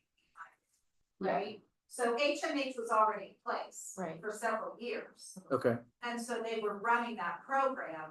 Yeah. But now the letters training is sort of adding the substance. Yeah. Because Joe, you have to remember what happened, once upon a time, when those of us who were over 60, whenever, our educators went to school there, they taught this stuff. That's that way they taught their educators to teach kids to read. Then this Common Core and sight reading garbage came through. So basically we are teaching our teachers to teach phonics reading that they didn't get when they were in college because they went through this new world sight So reading. that's and the letters all of that. component. The Yeah. letters component is actually teaching the Yeah, teachers the fundamentals because yes. they didn't get it because we Yeah. went off to some newfangled Yeah. thing. Got it. Science of reading is the big body of research that says this is actually the best way to teach. Right. And now you have the Yeah. companies. And the data is comprehensive, and you do a common form of assessment. Yeah. Yeah. Compare that, so it's good. It's good solid. Yeah, well, I mean, I'm not a Yeah, huge we fan lost of the this IU, but I am and it's Justin that does the letters. Jason does the letter. Yeah, Jason, sorry. Jason- He's amazing. Oh, He's yeah. absolutely, He is absolutely amazing. he's super smart for reading. Yeah, and Valley does letters too. As well. So there's a wealth of resources that Into Reading version 3 has. I just wanted to highlight a couple of them. So the first one is they have a variety of different posters that the teachers can have to either print for kids to have just as like a desk resource or to have displayed in their classroom. So the first are the foundational posters, and that's all the phonics. So these are all the phonics rules that kids can be blatantly told and learn and make sense. So it might be the TCH versus the CH rule, or it might say that no English words end with J or B, things that kids can learn and then be like, oh, I know that this isn't how you spell love because there has to be an E at the end. So these are those posters that are helping build that foundational part, that word recognition. They also have comprehension posters. So these are like talking about your text features. So kids know what a caption is, or a glossary and index, or it might have the rising and falling action if we're talking about a fiction story, so they understand what those elements are and where they fall. And then the last one they have are notice posters. And these are really cool for elementary because it's really talking about author's craft, but at an elementary level. So it might be a little signpost, and it's literally what it looks like, a little wooden signpost, and it might say again and again. And it draws the reader's attention to why is the author saying the same phrase over and over again? Or why is this character saying the same quote? And it's making the kids focus in on those key details so they can gain more information from the story. Or it might be a memory moment. Why would the character bring this memory up? Or why is this essential to the story? So it's really getting our kids to think deeper without getting into too much of that middle school jargon, but exposing it to them at their level. Last are sound walls, which our teachers do. Many of them have up already. We were able to get this resource this year. So the sound walls are, instead of, if you think of like the word wall, which was what you see up there before, the sound wall actually helps them to code. So it's what they would say if you were talking about the sound. You'll see an actual kid's mouth making the, so they know how to make their mouth. You'll see, it looks like little slashes like this. The band's name is Bird Gill's. There's a little K in there, so they know that that's the phoneme, the sound that they hear. And then underneath it is the grapheme, or the written way to make that sound. So there could be a C, a K, or a CK. And the nice thing is about these sound walls is they add those graphemes the right way as they introduce them. So then the kids can see, oh, you actually can do this 3 different ways. So it's really helping them decode and understand how to break down a word instead of looking up at the letter A and just seeing a list of A words. Because that doesn't help if you don't remember what any of those are. Yeah. The last set of new things to version 3 are there are built-in suggestions. Obviously, this is where you have your teacher Tom that can come into play, but they do have suggestions for centers based on the phonics that's being taught that week or the comprehension skill or strategy that the teachers could select to use from if they wanted to. They also have small group instruction built in, so if a kiddo needs more reinforcement with a phonics skill, more reinforcement with that skill or strategy, that is there too as an option to help guide teachers if they need it. There's a variety of assessments that are available with this. There's weekly assessments. So these focus on that phonics skill or skill and strategies being taught that week. It's a short assessment, it's not a long one. There's also story assessments. So on that specific story they read that week, it's a little 5-question quiz for comprehension if they understood the story. There's end of module assessments. So this is going over that 3 or 4 week period, going over all the phonics that's been taught, the grammar and the reading skills and strategies. So you can get that piece of it. They got that whole module. And then there's the formative assessments where in that class path, the teacher's just getting that real-time data, not actually graded, but just to kind of help guide that instruction. And there's a lot more assessments that are available as well. And the whole program is based on what letters recommend strongly is that I do, we do, you do method. So the teacher is that I do, she's demonstrating for the class what it looks like. She's thinking out loud or he's thinking out loud, walking through the whole process. Then it becomes a full class activity. We're having a discussion about working through it together. And eventually it's released to the students for independent work once they have seen it go through this process. So they can really be successful with whatever, skill strategy method that they're trying to teach. So we do have a little bit of data. Again, we could benefit from having a normed assessment to give us a little bit more data on specific areas of reading, just because that will help guide us, especially for kiddos that might need additional help in any area, or for our teachers to know we might need to beef up a little bit of an area in our program. But what we do have is an interactive early literacy assessment. That's what HMH currently has. It is an online assessment. It's about 15 questions long, and it's for our kindergarten and first grade students. Depending on the grade level that they are, it covers everything from alphabet letters, letter naming, letter sounds, phoneme segmentation, which is basically they could hear, then they have to pick the picture of the cat, or it might be a picture of a cat, and they have to pick which 3 sounds go together to make whatever that word is. And there's also high frequency words and nonsense words. The point of nonsense words is that they can actually decode. So this way they're not just memorizing words. If I put the word bit in front of you, they need to know that it bit and they can blend. So that's our way of knowing, can you really actually decode, or are you just logging words into your memory bank? So I have 2 years worth of data. Last year, our teachers kind of started dabbling in using HMH. So there was, some use of the book, some use not of the book. They were kind of bouncing back and forth. And then this year, the majority of our teachers are using this as their core. So I wanted you to see the difference between the data for Laurel Valley and for our Cape Helen. So this is kindergarten. So on the left side is the year that we were dabbling. You'll see that most of the kids, which is not a surprise, came in far below grade level. It's kindergarten, they're coming in. That's your orange score. The winter scores were in blue. So again, we still have our majority of our kids falling between far below and just below. And then by spring, we have a variety of scores kind of evenly distributed between far below, achievement, or approaching on level. But then if you look at this year, we still have the majority in the fall start off below, but already by winter, the majority of our kids are above.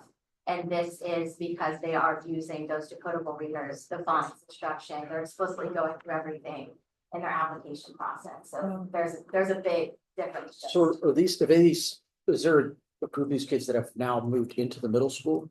Or is this, No, this, This is just. they haven't even gotten out of here? Yeah, this is just. This is just kindergarten. Just right now. That's, but in the whole, okay, so I'm just wondering if middle school noticed any difference of kids coming in from a previous You're year. not gonna notice yet, just Okay. because the kids that started using it are only in first grade. That's what I was trying to figure out. So they haven't even gone through. No, we haven't gone. So that was Laura Valley. This is Arcade Mountain, which is a very similar look. Majority of the kids last year were in the far below in the fall. In winter, still far below, and then by spring, we're a little bit higher in below and approaching, but still not a lot on grade level where we need them to be. Again, this year, majority of our kids falling still below, but by winter, already above, by using that decodable and phonics focused instruction. First grade, is again, this 23-24 would have been those kiddos that did not have any prior experience from kindergarten. It would have been the old way of teaching. So the majority of the kids, again, far below and below. Winter, a little bit more on the approaching, but still kind of evenly dispersed among them. And then by spring, we did have a good majority on, but we still had a large chunk approaching and below. But one thing I want you to look at is for first grade, look where they came in the fall. A lot of them did not come in below level because our kindergarten team last January made the switch to start using decodables, and it worked. So our first graders came in much higher than they had in previous years, as you can see, because it worked and it held. They didn't have that slide back. And so in the winter, almost the entire class of first grade is above. And we have almost identical results at Arcade Mountain. So our first grade before, majority of them you see in the fall coming in below, some approaching. In winter, kind of evenly dispersed between below, approaching, and on, and then approaching, on, and above by spring. But with having that additional instruction just from January on, has made a gigantic impact on our first graders. The one thing that would be nice to know, if we did have that other data point, which this test just kind of gives us that below, on, and above, but to know what areas are they really excelling at? Is it, you know, the phenome segmentation? Is it first letter sound? What area are they doing really, really well in? And are there any areas that we need to work on or build up? Just because this is so important, you know, to really hit that. Is there a way to get that data more specifically? Just by there's programs out there. Acadians is one that's very big. A lot of schools are using Acadians or something similar to that, and that one actually breaks down by different grade levels, those specific areas of reading to give the teachers more data on that. And that obviously helps for if we need to do some additional instruction for a kiddo that might need more reinforcement, but it also can help with just core instruction, because if across the board we see, you know, this particular area needs more work, then we know we might need to supplement in that area, because obviously no program is perfect, but we want to try to find the best one that we can. So we don't currently have that component of the program. Okay. They're relatively cheap to do an assessment system. Okay. Like that, I think. Yeah, because it sounds like that we need to hone in on the data part of that. So it sounds like that would be a good thing to It's a pretty consider. combination. Mhm. Three pieces I got for you. Okay. The group that came through where you just saw that the fall scores were better than the previous year, were they given any enrichment over the summer? Okay. Is HMH providing us with a curriculum alignment guide for standards? Like, is it, like, can you see the standards that are being covered in each module? Yes. Yes. Okay, so they already have that built into the program, so our teachers don't have to go through module by module and try to find them themselves. Okay, that's perfect. That is good. How many days in a teaching year does HMH expect a yearly lesson plan to cover? So it depends on grade level. So again, it's about 5, they go by week. And so in kindergarten, it's 9 modules with 4 weeks of instruction. And for first through 5th, it's 12 modules, 3 weeks of instruction. So that's the wealth of material, but they're also not just catering to a 180 school. They're also, you know, other schools that go 365, which obviously I know that breaks in there too, but. Right. Can they extend those I'm sorry, can they extend the modules if they feel like it's necessary? Because obviously, you know, we're locked into 177 because we have those couple act 80 days in there mixed in. So they're actually looking at completing a module or the yearly set of modules beyond how much time we actually have in school. So like kindergarten would be 36 weeks. Right, which is what we have. Yeah, And obviously, we lose some of that because of various things where we do, obviously, keystones, PSSAs, independent testing, field trips, whatever. fun Christmas things because we're elementary. Yes. Yeah. Right. So I guess the question is this set up on a grade level basis? Or like whenever they're done with kindergarten, those teachers pick up where It's a the great first level. grader for, like, Yeah. because then we'd end up with little tiny mini gaps. So the lessons 11 and 12 in first grade through fifth are definitely bonus modules. They have it by genre. So that's where they do genre studies. So that is definitely not if you don't get to Necessary. those two, it's not, the world is not going to end.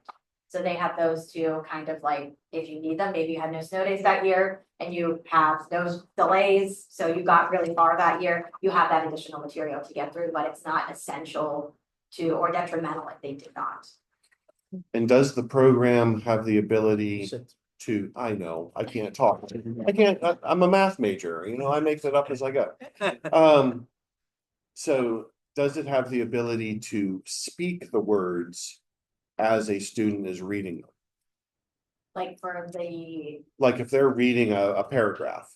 so if they are doing the selection story, like let's say they were reading The Three Little Pigs, and that's what the teacher read, that's what's in their book in front of them.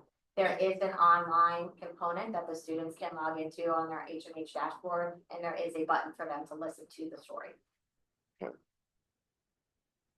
Is that something they could log into from home if they wanted reinforcement? That's good. I was gonna ask that, are there any components of this that are designed for parents to go home, for parents to There continue? is a family letter that goes home with each module that lets them know what the overarching theme is. But I mean, pieces that the parents can, some parents may actually, Want to benefit read from to their it. kid. well, they Yeah, may like benefit what from it Gary just said. or, yeah, just, and then they may have a younger one coming up. They can kind of start over the summer, just kind of components of this for the parents to continue to work with their kids on. I don't know that there's anything that really would carry over into the summer that.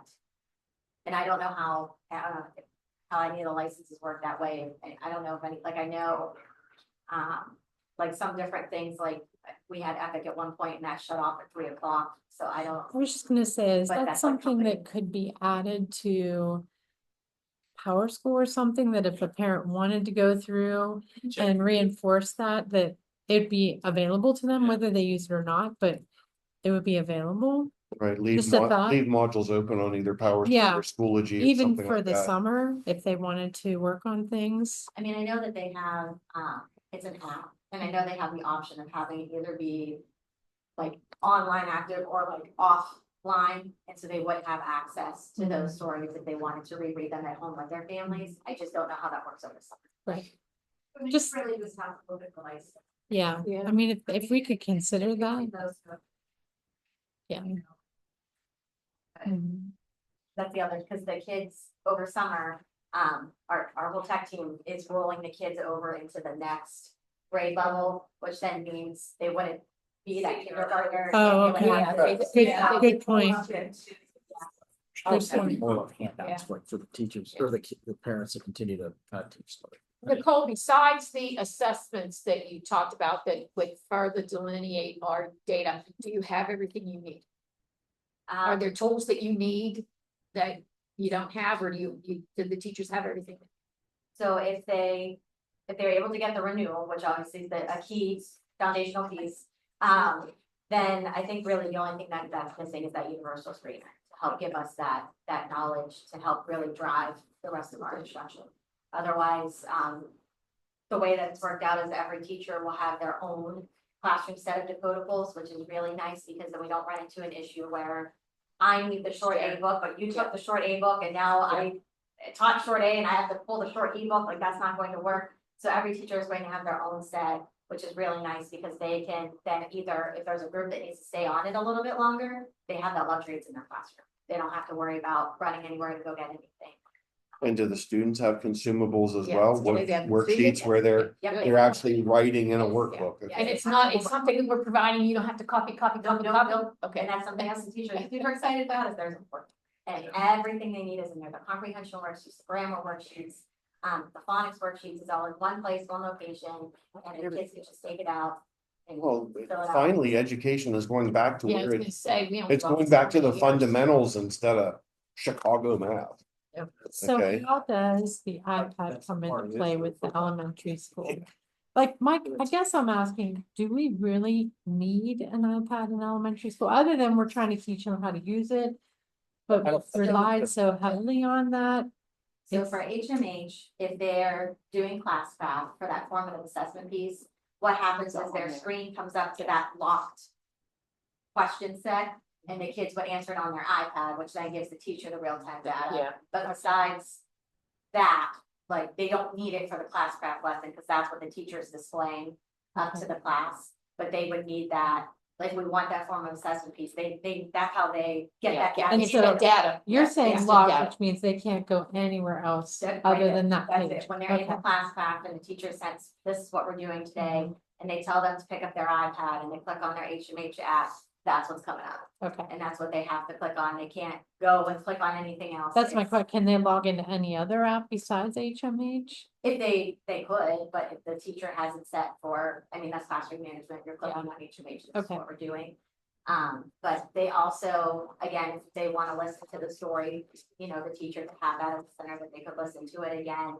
Especially the younger grade levels, they might not be proficient in reading it, especially like a selection story at that point, cause all the stories they have are real. That, you know, they could listen to it, and then if they wanna take anything home, you know, for their family to listen to or to do anything at home with it, they would need the iPad. Okay, so they couldn't access HMH Audible on an app at home, only through the school? Yeah. Okay. So it's a license Mhm. thing. Cause it's a license thing. But yes. Remote days, yeah. Yes. Flexible instruction days, they would do that. But then Just as they would far be as able to see- devices go, period, K to 12. State testing is mandatory online. Okay, Yeah. okay. So everybody. No more pencil circling no more number two pencil. No more bubble sheets. Yeah. What it is now pushed into the. It is what it is, right? There's no going back. Pencils down. I think go into a 10-minute presentation. I think. Yeah. Well, I was gonna ask, and it actually is, if you're okay, and assuming we're going down, you know, we're gonna have this on the agenda, if you'd be able to do an actual 10-minute presentation. I thought all of Yeah, that'd us, be see, we great. already An got our actual questions 10 out. An actual 10, you know, or less, you know, at the board meeting, I didn't know about any of this, and I don't know Yeah, how I many think it other would be people great. know, and I We've think learned to make the whole- this would We be got, amazing. this would be the third speaker, so I have created 10 minutes each, so that would probably be the committee of the whole, we have the, this, we have the wellness. Wellness. That the township took us up, they want to do the 10-minute. Okay, well, that's all right. Uh, Hey, so we have a half an hour. Yeah, committee, oh, you won't hear me speak this time, Okay. the first time since I've been here before you. I'll speak in committee of the whole. Okay.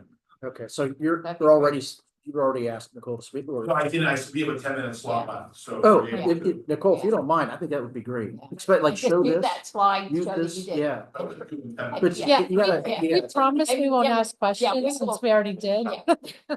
that's true, yeah. What's Chris, you say yours? Well, things start at 6, I was gonna have the township go first at 6. I could have you go at 6:10. It's April 21st. Yeah, no questions. I want Mr. No question. Yeah. Okay, anything from the public, anybody else? And we're good for having this on the agenda then? Everybody's all right with that? Okay, can we take maybe a 5-minute break before we get into? I guess I don't have a whole lot of time for the other things. Sorry, I mean, I'm terrible at admin stuff, I'll get better at it. But Janine wanted me to mention there's some software items that she's looking at. And what I'll do is I'll just get the details and circulate them over email. Ideally, it's something we can look at in April to vote on, but one of the big ones is an add-on to Power School for forms. And that would allow parents to do a lot of the paperwork that's either dropped off here or mailed in, done online. And so there's a cost to that, but it looks like some of that could be negotiated.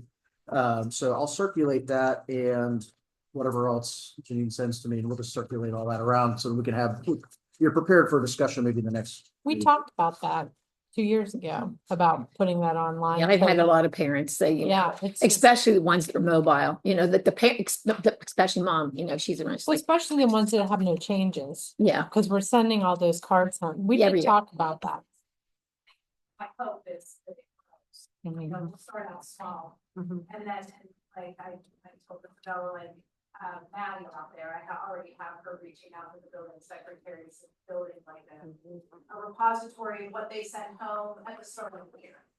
You know, and we're gonna have parents that don't want to do it. Right. Are gonna have to want to hold school. Like just with the report, same with the Report report cards. cards. I have the report cards online, but there's some that want to. Well, some people don't have access to all the Yeah. technology. Yeah. That's a big issue. it Right, is. but we It's- shouldn't need to send out all, and it's a waste of money whenever they're just going in the trash, so. You know, Yeah, because somehow, we're still dealing with all the crappy internet service, right? I mean, not all that thing that we did like last year, 2 years ago about getting the, you know, that we did the surveys for, yeah. Well, no. Remember we did the survey thing and we fell in that they were gonna put so many more towers out there.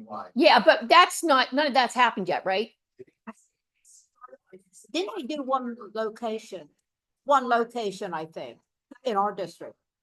I actually got on this task force, and I went to those meetings and sort of kept doing the squeaky wheel about this area. And so I think we were awarded 2 of the 4 areas, like of their early action.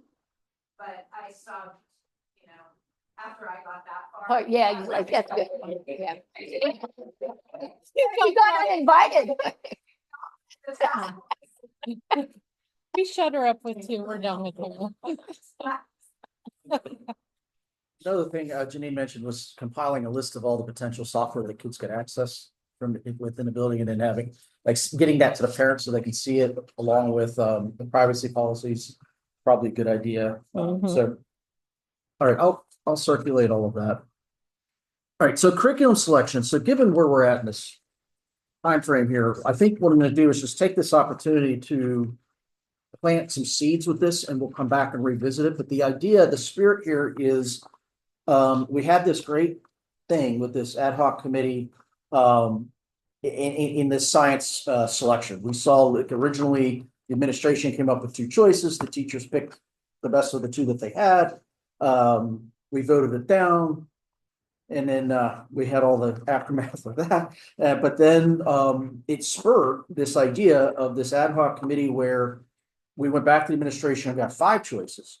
And then we asked the administration to kind of step back for a minute and went in and worked with, MJ did, with the teachers. And my point is it was successful because we ended up coming out at the end with a much better curriculum, but also a curriculum that had buy-in, which is important from the teachers. And I think at the end of the day, put everything else aside, regardless of all whatever, why we got to where we got to, the end of the day, we ultimately made a better decision for the school district, for kids. And I would like to find a way of formalizing that a little bit. Now, part of it, and then I started to realize or learning is that, you know, that's just kind of one silo. There's this continuum when I'm starting like with these renewals and stuff of curriculum. And that, first of all, maybe we should get our arms wrapped around kind of that timeline. And then I kind of drew, can't really see on here, but seeing like each curriculum is kind of like this line or slot on that timeline and have a better view of like when these things are coming up. And then we can budget ahead of time instead of this always, I feel like we've been waiting to the last second and then it's more of a tactical thing. Oh no, we need to vote it. And then the board feels like it's being thrown on them and maybe it wasn't. We're gonna see in the 25-26 budget as I presented, we are gonna get hit 2 big ones at one time. So that if we can plan the curriculum cycle, get that, I think the curriculum cycle is number one thing, get that first. And then we move on, that helps with budgeting long-term and helps make sure we touch everything each year. Justin, I'm gonna turn it over to you. If he told me stuff this morning, like, he knows, my kids can grow. So the way we kind of operated in Indiana and even when I was at Johnstown, we were on some school districts use a 5-year cycle, some use a 6, some even use a 7. I have a copy of North Alleghany's, and I have Indiana's too. So what you typically do is you select 2 different subjects per year. And the way we kind of broke them down in Indiana was we would do secondary and elementary almost separately. So if we had reading was up, we'd have an elementary committee and a secondary committee, just because there's so many different things different things you're looking at from the different levels. Some school districts that use a longer cycle are usually much more budget conscious. So if you're reviewing something every 7 years, like I know North Allegany's is 7, at Indiana we use 6. I think at Johnstown we're on 5-year cycle. Franklin at 6. Yeah. So the longer you're going in between review process, and it also prevents against, I've been in school districts where, like when I got there, so science teachers were using books from like the early 90s, and it's 2010. It's like there has to be a process to kind of move that. So what we did in Indiana was we had a group of we had a couple board members, we had a couple administrators, we had teachers. We tried to design it by which teachers were involved into that. So if we're doing science, it's science teachers that are involved. So I brought just an example of an agenda that we had. So we met once a month throughout the course of the school year on those 2 subjects. So last year, this past year, we had science up for review, and then we had library curriculum. So we kind of tried to build big core subjects with smaller things like library. You're not going to have a massive overhaul of curriculum. So we tried not to put reading and math in the same year, because that's really expensive, but also overwhelming for teachers. So like elementary teachers, if you're going to try to implement a whole new reading and math curriculum in the same year, completely overwhelming. So we met once per month. I'll just pass, like this was just one of the examples of like an agenda that we had for those meetings. I don't know. I have Give him one, they're the same. today. Trying to read this is the idea. You're right on track. Thank you. Sorry, your slack. And then we also said, like, as far as review and renewal of curriculum, when that team came up again in 6 years, if we wanted to just continue what we were doing previously, we were looking at the data that was associated. So it was completely, the process for that would be a little different than this if it was just a renewal. That renewal process would really just be a review of the data, and then a determination on whether we're going to continue or not. But if you see on that agenda, the main part of that, like some of those were logistical things, especially at the beginning of that meeting. But if you look at the plan and then into the next page, so this was essentially our process. We looked at strengths and weaknesses. We looked at what evidence do we have that shows that this has been effective. What data do we have? How it aligns the standards. Really, that was our main focus, was how does our current curriculum align to the standards for that grade level? Because that's the ultimate goal, right? And then we looked at the scope and sequence. We started off building out a scope and sequence of, here is our alignment. I have something on one of the computers I can show if you guys want to see it at some point, but the skills versus content, what does instruction assessment look like? And then how are we creating units, and then what materials, resources do we use to kind of support that? So that basic plan was the same plan we used for every curriculum subject. We just did it for different subjects, and really the expertise came out. Like I can, if I was director of ed there. If I'm director of ed, I can act like I have the expertise of chemistry in high school. I have no idea what I'm talking about when it comes to chemistry. I have no idea what I'm talking about when it comes to biology. Most of these, especially high school subjects, I'm not the expert. So those experts need to be in the room kind of leading people like me to understand what they're talking about, and then understand why their thought process is the way it is. But we met once per month. We met September, I think we skipped December. But we met September, October, November, and then the 3 months at the end of the year. But it all culminated within either April or May. There was a presentation that was done by the teachers that were on the committee to the school board, the committee, either the educational committee or at a school board meeting. That presentation was done via them. So the teachers did a presentation, not the administration said, Right. this is what you're gonna pick, and then, oh, Right. by the way, we don't vote on it today, we're not gonna have a curriculum. Right, so my biggest, the biggest nice. part of me in that process was I was responsible for selecting the committee. I was responsible for creating the framework for the meetings, keeping everything going in a good direction. And also sometimes I was also the person that had to go back to the teachers and say, hey, we can't do all that budget wise. This is a great roadmap Yes. for everything. So and do you, that's so super I'm consistent. curious, with all these meetings, do you have an outline of what you did at every meeting? Just, I could go back and show you like what, like most of, like this plan was essentially what we followed. We had a big whiteboard in our conference room. Where we started off with like usually the strengths and weaknesses. We spent almost that first day in September, what are the strengths and weaknesses of our existing program? And then we looked at, next portion of that would be, what evidence do we have that's out there of the best practices? Like what programs are out there that do work? So that's when that discussion started, usually like that October, November timeframe.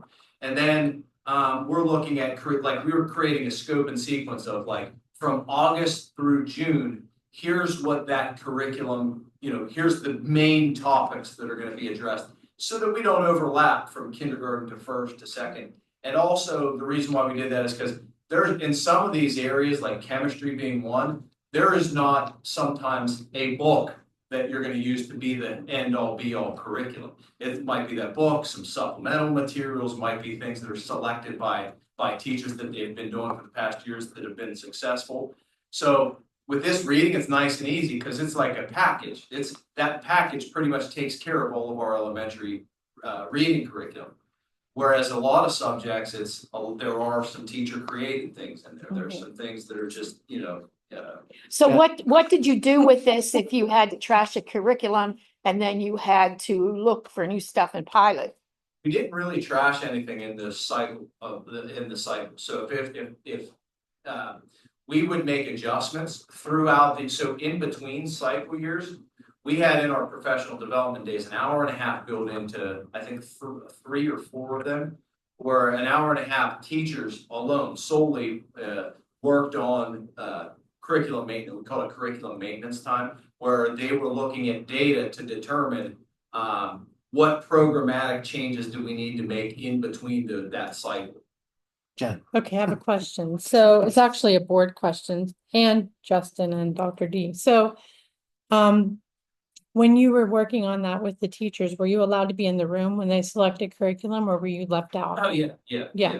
So because right, but we didn't allow Yeah. but we didn't allow our administrators, and we let everybody else. So I want to make sure, is that the plan? We're still going to lock them Well, out of a room, or I think because here- that's what we did. Okay, Let's the- just be honest the and landscape, transparency. Jen, you're right. I'm glad you brought that up because I was going to mention it, but then Justin got on the roll and I didn't want to stop it.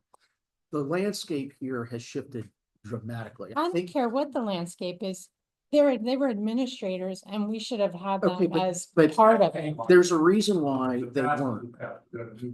And That's that, my I'm point. just asking, going forward, are we going to include you? That's Yes. important to me. That's Okay, that's my That's what I need point. to know. Is that That's all the I need to know. landscape has shifted and now we need to rethink that. We did that out of necessity. It wasn't something that, jumped up and it worked. There was obviously there was a problem and we had a solution when we took that measure. Okay, so it was pretty evident. Justin, so kind of reviewing this and over what you just said, your curriculum review process, in theory, should be starting anywhere from 12 to 14 months before it's due. I'd say at least 9. Okay. Yeah, so like if that, so at the goal, let's say, for example, we had reading up next year, we would start that process in September with all the teachers, and then try to have a presentation ready for the board April.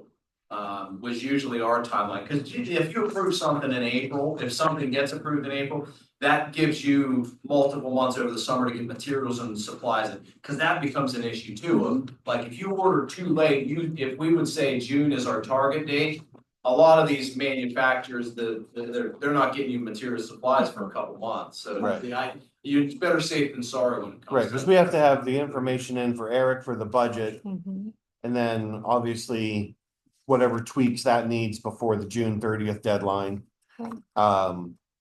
So, but You're so, right, yeah. it can't be it's- sprung on us like it was. Oh, no. I That's what I'm- still, but I'm still a little bothered about the thing that, I mean, if the data shows that we have a failing curriculum and we've got to get rid of it and get something new, how does that work in this 9-month, 12-month timeframe?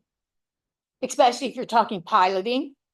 Yeah, so I know I've been a part of some subjects where the decision in that year of review is to pilot a couple things with a review plan for the next year to determine, use data to determine effectiveness. But then you've gone over, but you've gone over your year Yeah, and now your contract has to be re-signed. So then what happens? that's the point where we take the curriculum review process back to the board and say, hey, look, we've got an issue with this particular program. We want to try a couple pilots just to make sure that the board is okay with, because there's money involved in some of these Right. pilots. Make sure the board is okay with those pilots, and then we say we want the board to approve a modification to this curriculum cycle to include reading on again for next year. You know what I'm saying? When you talk about a pilot program, does a vendor allow for the pilot program to not be part of the contract, or does it have to be, we have to say yes or no to the whole thing? Now, Oh, most of no, the it's pilots we just did, yeah. like, they're a lot of them are just Yeah. meant for you to say, like, we Yeah, would, you can do I just wouldn't, I that. would never agree to a pilot that said you have to commit. That was my Yeah. question. Yeah, So 'cause we, that would be ridiculous. Right. There'd be no sense of there'd be no piloting. sense of a pilot, Yeah, right? there'd be no sense of I just piloting. wanted to clarify that.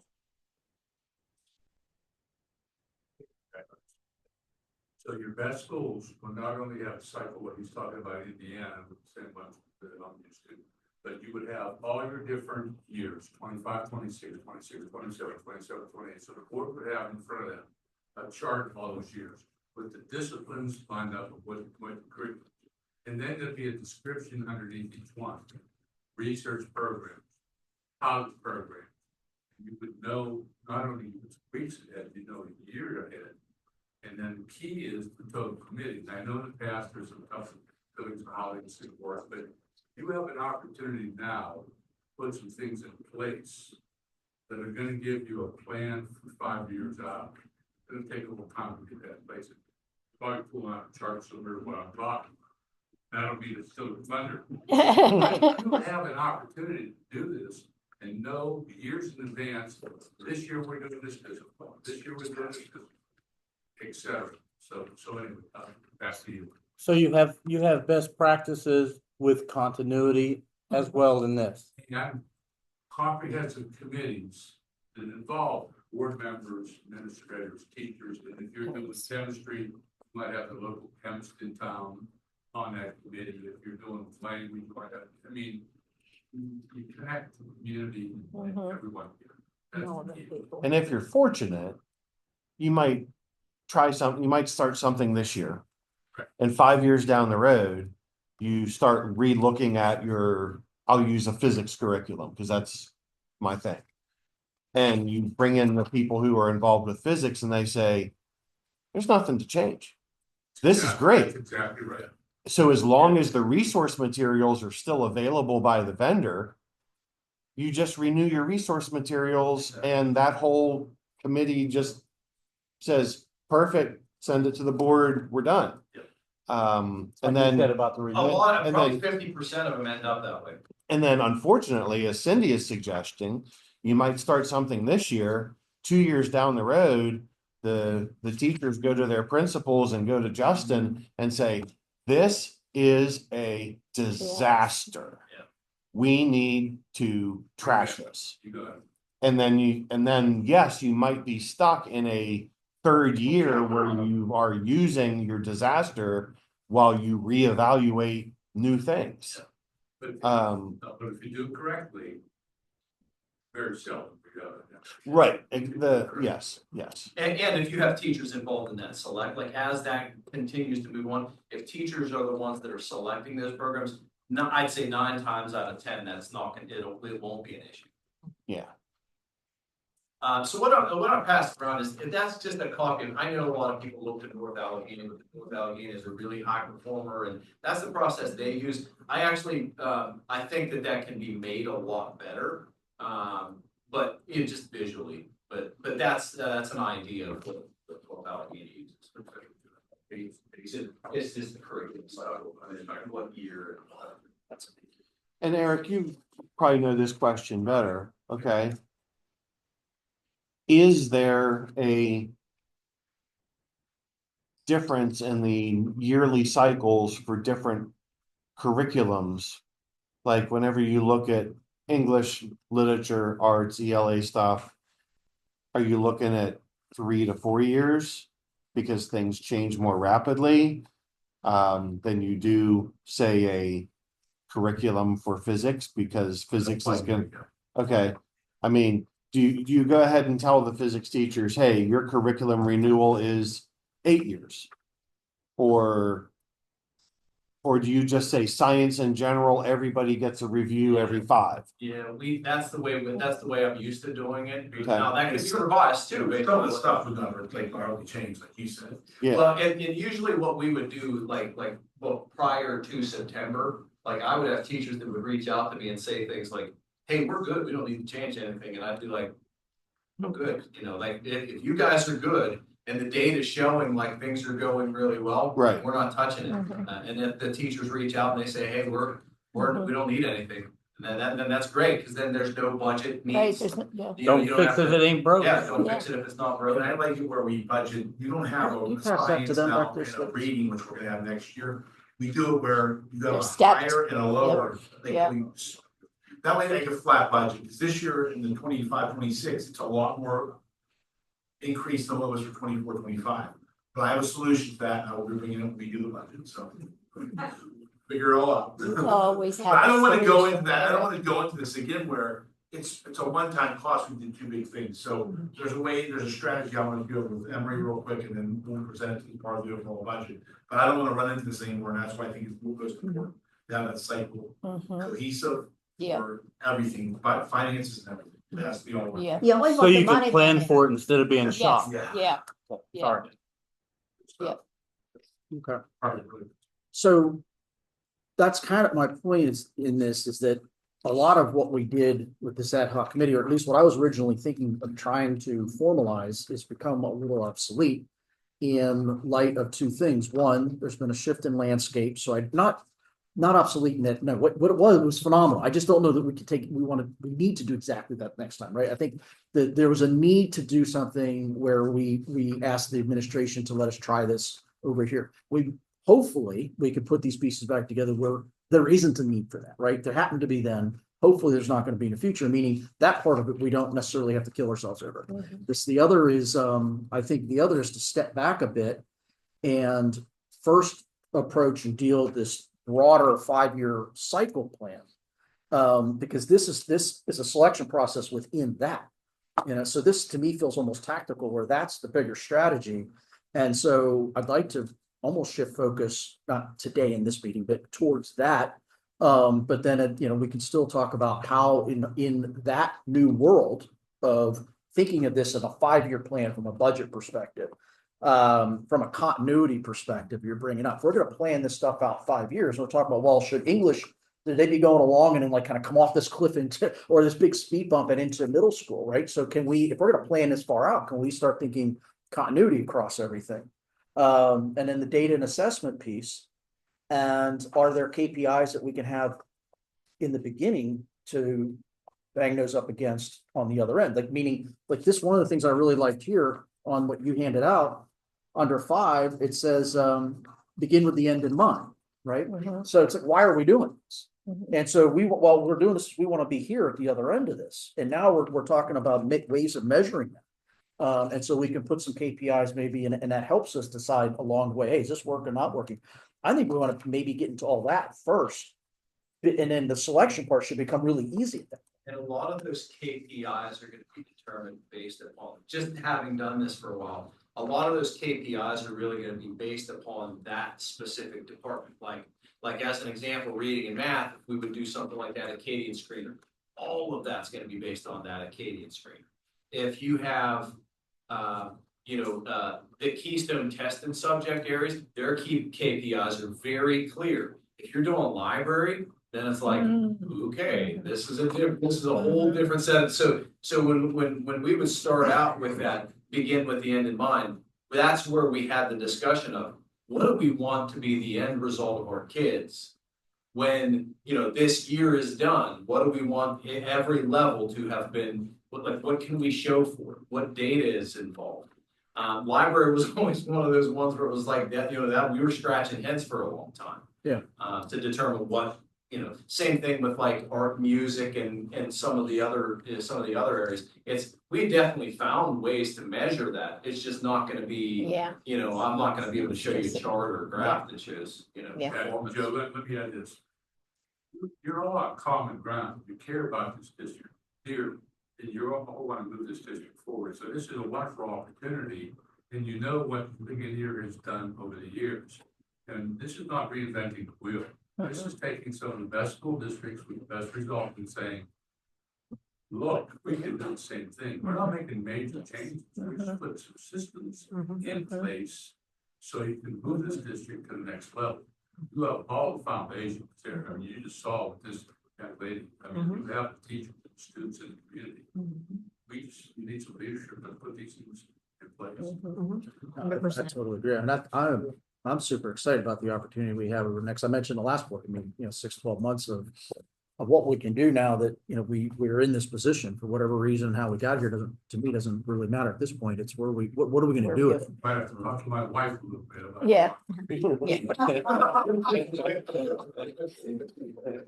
What color flowers is I was gonna say, what kind of pies does she like? How big? She's got 5 minutes in there. But no, I mean, yeah, and that's the point I was trying. I didn't mean to start to argue with you, Jen. I think you're 100% right. That's the opportunity I think we have in front of us, is to not feel like we have to ever do something like that again. Right.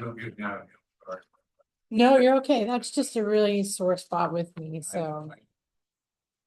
Yeah, so, so that's a big thing. So really isn't a whole lot here to talk about, other than we got down into, well, one of the things that Mr. Cantor and Ed did bring up for that process was they didn't have an opportunity to put together a rubric that they could work with. So, but again, if the administration is going to be more involved next time, then it may not matter.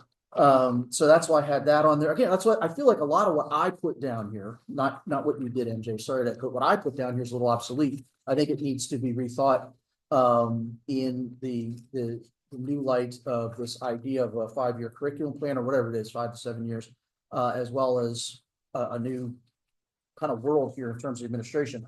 Then the other thing was just kind of what kind of things will we define bad. And again, I was just throwing some stuff out here. I know some of these are people have different feelings on some of the terminology, but I went with the word woke because everybody knows what it means. To me, it means political correctness on steroids. But it does encompass a lot of other things. And I think that was one of the things that caught, that I struggled with a little bit with that original science, that TWIG program, violence, sexual, age appropriate. I think if, age appropriate is a good baseline, I think, to work with in terms of all of our materials we have in the school, whether it be in the library or anywhere else. And then I think just taking some of these words out, just in general, as a community, our values as of this community, how far do we want to go down any of those particular roads in terms of some of the political stuff versus just staying with some fundamental science, fundamental English, fundamental math.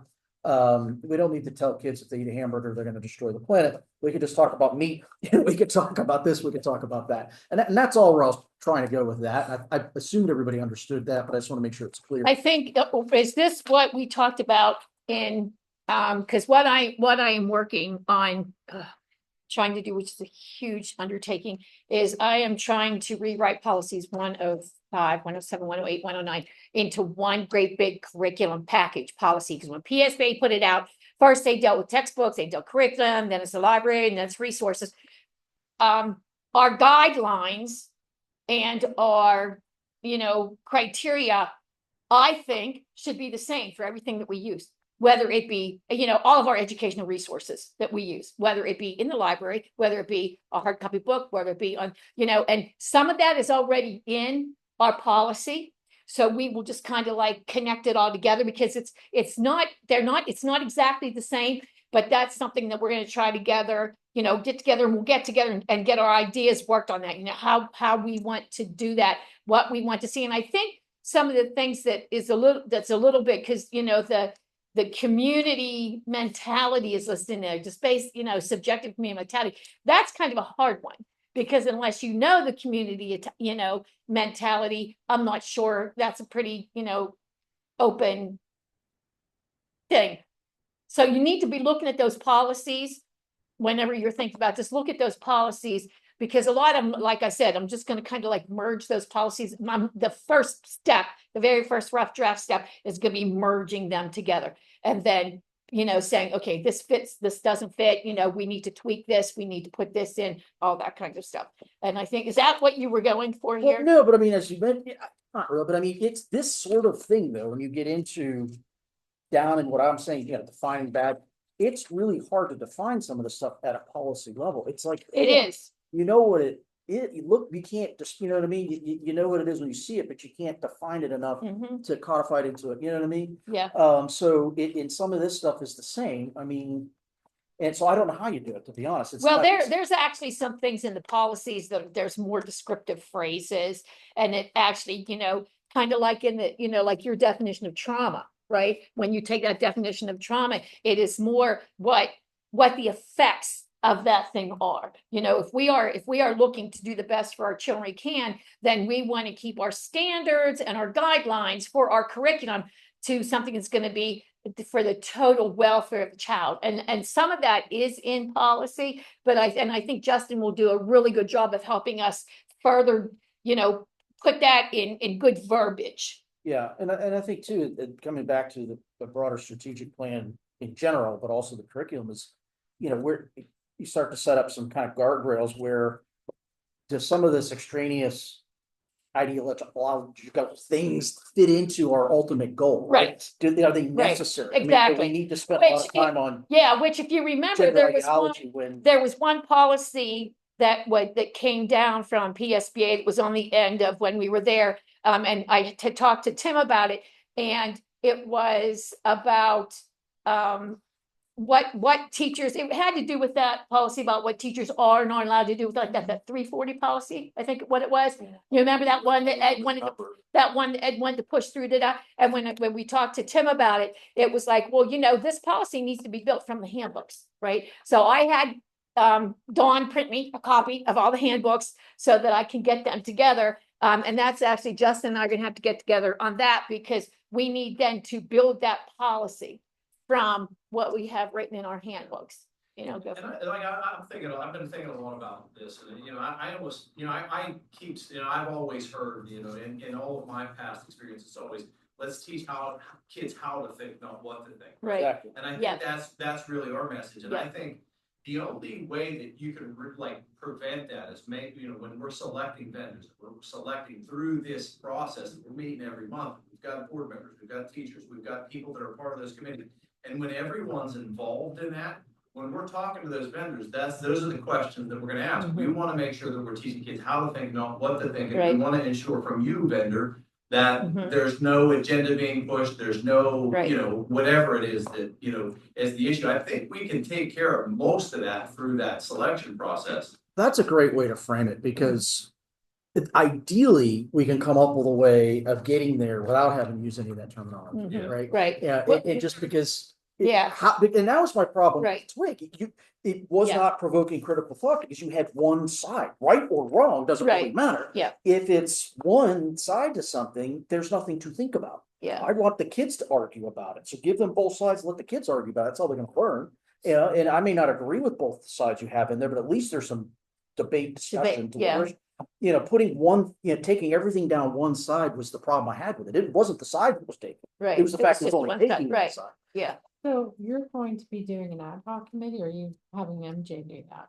Like as your educational chair, you doing the ad hoc? Well, I committee think, for this? first, So I think what we need to do first is create the curriculum. I was cycle. gonna, yeah, I Create like a think map. with Well, the hold on. idea that they have in mind, it's gonna be on, correct me if I'm wrong, but it's gonna be ongoing committees, right? Yeah. Every year, Yes. Yeah. every year it will be what we would have considered an ad hoc Yes. committee, two every year. Yeah. One that's built just like we built it, right? Well, it would have administration and then, board members, teachers, parents, citizens, right? parents. And that would be an ongoing in the rotation, right? Yeah, we could. Yeah, as long as you guys are okay with it, so it's gonna be two every I think year, it's a great but idea. Sometimes it'll be one, there may be Yeah. years where it's zero, where the teachers just say, hey, we're good, and Yeah. data shows it's good, we're Yeah. good. As long as And The data you shows share it's with, good. the business manager as part of that, do you not? Because No. of budgeting, which makes sense. But Yeah. talking about those 2 a year, those are where curriculum would actually be selected if we needed.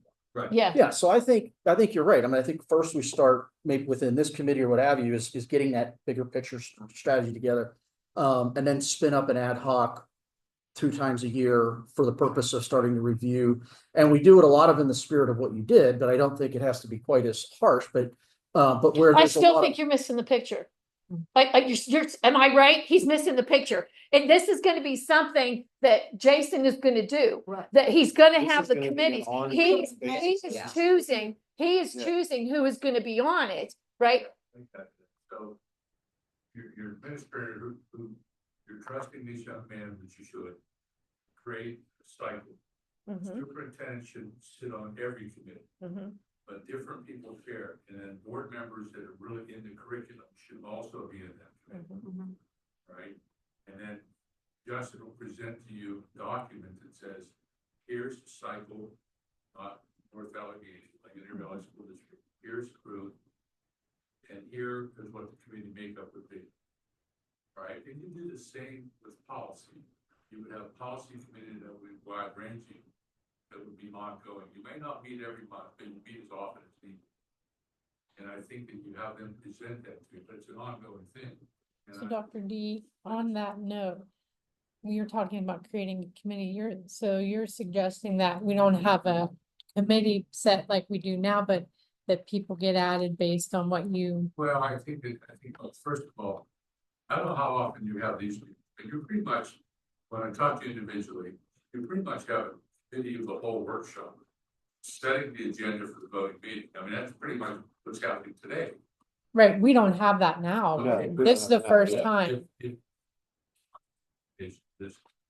That's how it would be set up. So going back to my one discussion with you, and I'll talk to you the whole board on the 21st, we'll get way ahead of the game here, the 1 month I'm making all these suggestions. Which I told you I would do this quickly. But bottom line is, I said, you should meet as a group to help set that agenda. And then for communication and transparency's sake, you want to make sure all the stakeholders. So what I would do is Monday morning, I'm gonna meet with my administrative team. And say, here's what we talked about on Friday, so they don't know. Because we're gonna talk to the administrative team, they don't feel like they're plugged in.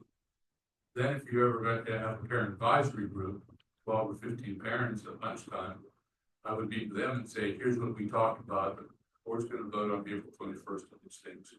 You know, if you wanna get back to the board members and give them your opinions on things, that's fine. Then you need to include the union, a building rep from every building, and a couple of board members, and the superintendent. Go over, here's what's on the agenda, so you have communication across the board. So it's the structure in place. So going back to the curriculum review cycle, somebody willing and knowledgeable on how to do that, I'll assist with them. Come back to you, we work for you. You don't work for us, we work for you to approve the plan and get your input. And at some point, not today, a long time, we did the same thing with policy committee or finance, there's a subcommittees. That suggestion, go ahead. I have a quick question. It doesn't really pertain so much to this curriculum selection. But I had asked this in the past and nothing really happened, but could we consider adding a student representative to everything that we have? Because even if it's the class president or somebody from their governance board, You have them coming to the board meeting? no, we have Okay. nothing. And I think that's important to We have include that the every year, opinion. Frank. Right, where they would be able to at least communicate what may be changing with their classmates. We have nothing to do that right now. And I've asked about that. Yeah, we have, because it's in And- policy, and- so we asked, yeah, And yeah, the response was, yeah. we've never had that, we're not gonna have that. Yeah, We're done with that. We're done with that, though. That Right. whole So thing, we we've can- never done that before, doesn't matter anymore. I agree with you, Jen. It was something I brought when one of my first days in. And I'm still not 100% clear. You gave me some links. I didn't go look at the policy. Sorry, but I wanted to add folks like that to the committee, to these committees. Have a student, have a teacher, have somebody from the, I mean, I don't understand why we can't. We're not voting, so to me, I don't understand why we can't have other members on our committees that aren't part of the board. Every other nonprofit I've been in, you've been able to Well, I do think that. you'd have to consider the time of day you have committees if you want a student rep there. You don't want to pull them from school. Yeah, exactly, because I just, that's an invaluable piece. You know, just like MJ, he's, you know, our youngest person, he's one of our most valuable assets to this board is because he's got the most recent, you know, experience, yeah. He's been there, done that. Yeah. I don't know, like, you really need, you need to step it up, Justin. Step it up. For example, underneath our reports, you know, we have solicitors report, superintendent's report, the secretary's report. We need to have student council advisor. Or they could even Or- give the public relation whenever. Any, Yes, yeah. The stuff in the just, school can't they just do the yeah. public and So not? that's and We could probably even add to the board agenda where the student, like, as part of that beginning session there where, you know, public comment, you know, is there Right. any report from the student government? Right, Whatever because it is. what's Yes. happening now with our public opinion, and I'm not faulting anybody, please don't misunderstand that. But like Dawn gives an overview based on what teachers are reporting to her, but the student representative probably has a lot Yeah, more there's to actually, add to, Different view. right? there are a Because lot if your teacher doesn't submit something, then it doesn't get added. Yeah. Most important thing, sets the tone of what we're here for. We get caught up in everything else, but we're here for students. Yes, absolutely. And it sets that tone.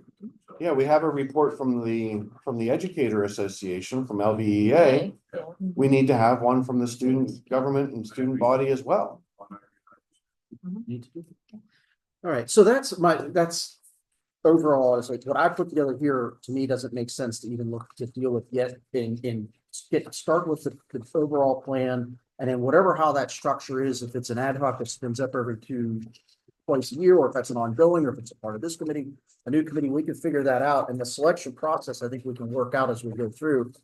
This was kind of legacy from before, and I don't want to lock us into anything. I think my feeling right now is almost throw this back out the window and start over with, in the context of this broader plan and context of a different environment that we have now, and go from there. So I don't think there's a whole lot more to do with that, other than just, I'd like to follow up and, you know, maybe the next meeting I have here, we get into where we're at. In Bring an terms of that. actual copy of a.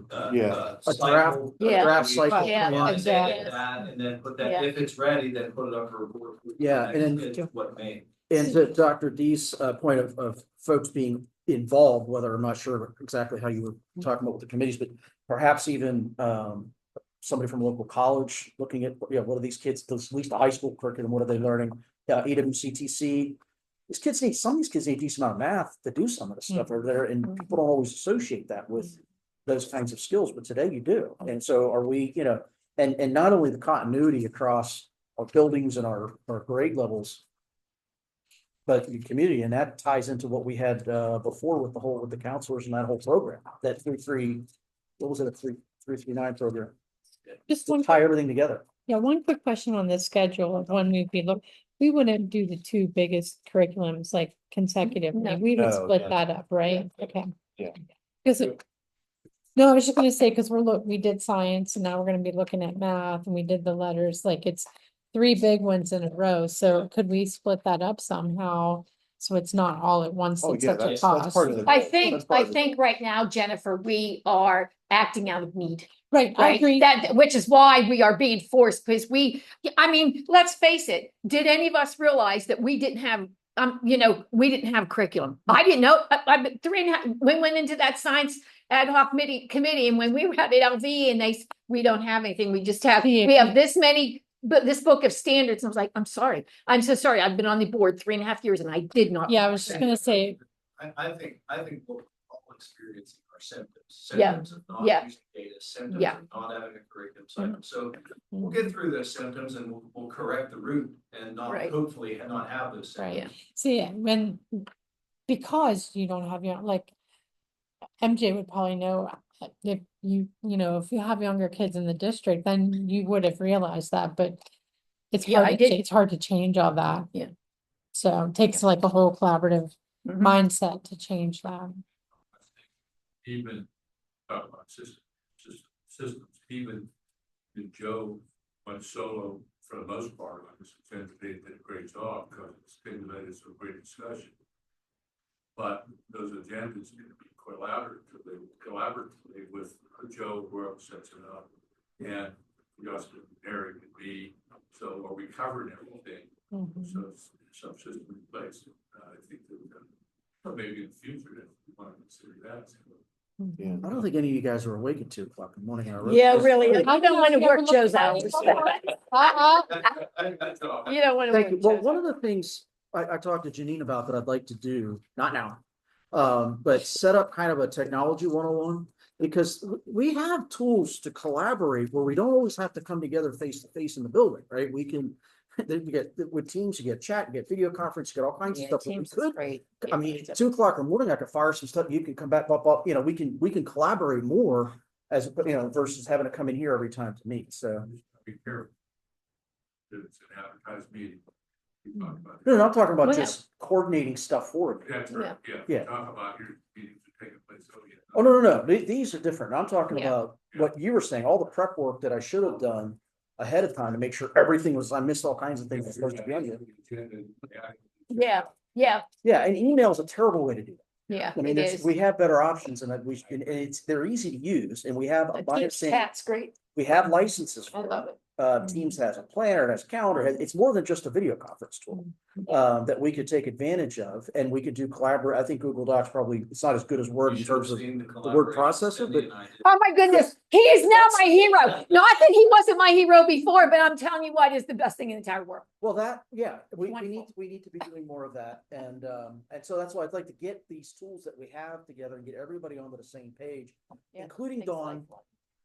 Because I'd love for her to send, instead of asking everybody an email if they can come to a meeting, send in a calendar Right, invite just, and yeah. we'll RSVP and then you'll know. Yeah. Right? And then it goes right on our calendars. Yeah. So it's just those basic, simple things that. Yeah, it makes life easier. Right. All right, I'm Okay. glad. Friday. So, meeting, get a folder, Google Docs for it. So Great. we've got- Yeah. like you said, It's great. All right, I'm glad Eric is back. Yeah. Obviously, we had the long discussion with Nicole regarding the HMH5 and looking forward to costs, budget, et cetera, and approval. Do we have anything else that's coming up that we're gonna have to look at in a hurry because we didn't already have Yeah. a curriculum schedule lined up? I think we're good pretty much. I know you brought the power school out on today. HMH, we did science, which we know, and then HMH, can you think of any, I can't think of anything. And we're paying the second year of last year of everyday math. So we're gonna have like 3 things in the curriculum thing, but I got a way around this, and I'll explain to you. Well, I think Sarah is still working. Where's this crazy paper of mine? We're still collecting data from the teachers. This meeting that we had, so we are 1, 2, 3, 4, 5, 6. We are using 6 programs right now in math in the middle school or wherever, middle school, elementary school.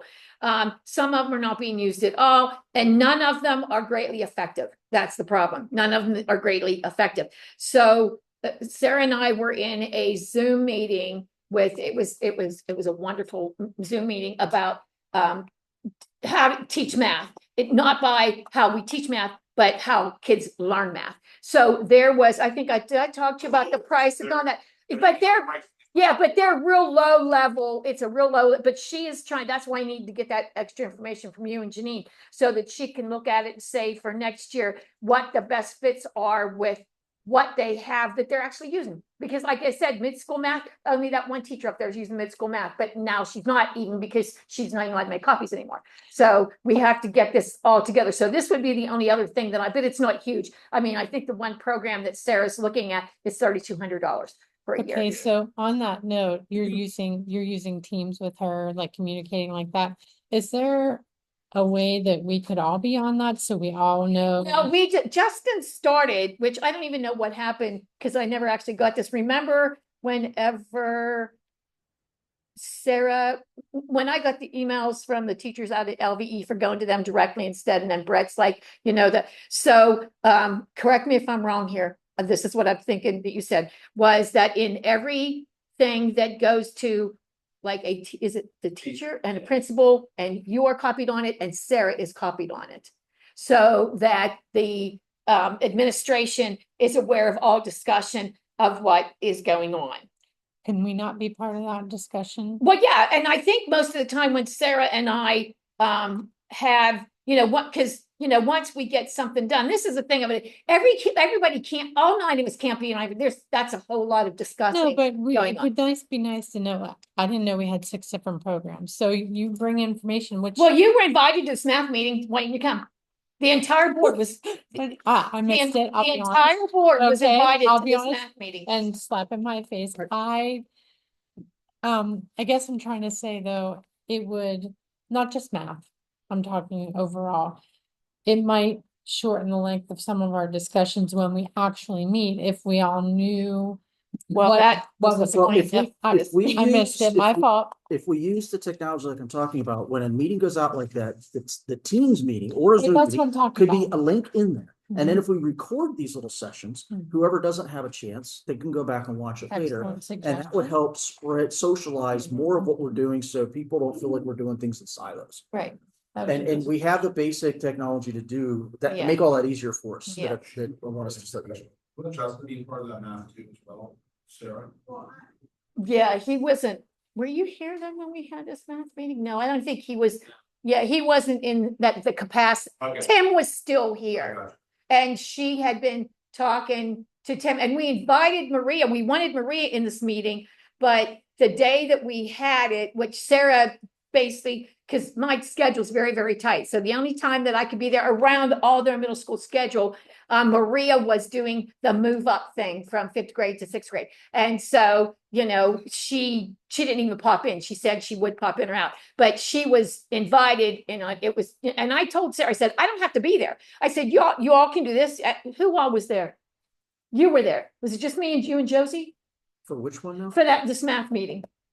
The one down in Sarah's steam room? Yeah. Were you there? Gary was there. Oh, yeah, Gary was there. We're not talking about the one where it was like all the teachers in the building. You're No, talking about a this different- was this math meeting. See, We what a discussed great thing it. that would've been to have. Yeah, what a great thing to have your Google. like Now, this. for right now, because we don't have a major So it curriculum. sounds like math at the secondary level I don't might put it on my be, calendar. It's a disaster. Yeah, you need to put on quick, because it's a disaster. It's failing, because even like, who's our Dean of Student Services? I mean, Sherry Zamanini.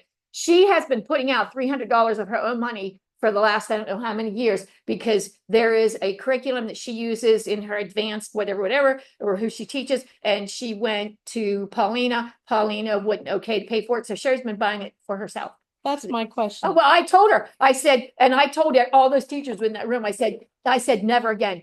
I said, if you go to your principal and she tells you no, I said, you need to go to the superintendent, or go to Justin. I said, we need to know. Yeah. It's like we were in crisis, you're in a little bit of a crisis mode because, Yeah. no cycle. Right. Well, that was my question. So just like another example I went to Eric with, it's not getting to him.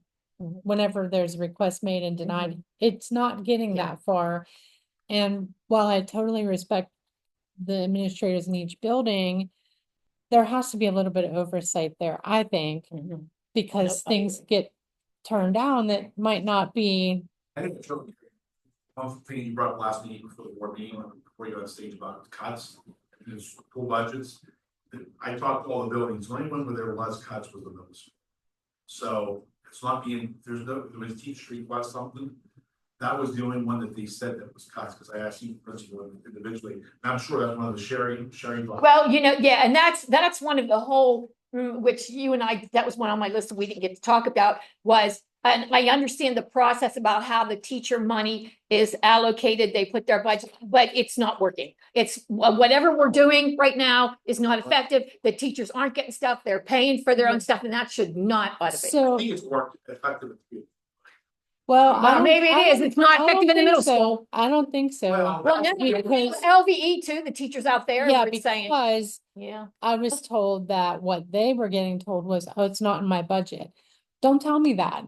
You're not even getting it to Eric. Hold on, that is a different request of yours, that should be through special ed. Exactly, but it didn't even get there, Yeah. especially through It's special gonna ed. be referred over to special Exactly, ed. and that's my point is, I hate to micromanage, I hate that micromanagement stuff, but things like that, when teachers are Aren't spending doing their it, money yeah. or students aren't getting what they need like that, then You have that's, to step that in. has to be something that's looked at a little closer. And that should be.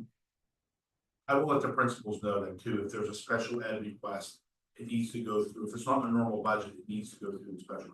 Yeah, Third teacher request. or the whole budget request, everything that's requested, instead of them saying no, send it to you and say, well, we could do this, instead of the principal saying, no, we can't do that. That would be a nice, Denied. well, do you even get, They did not deny anything.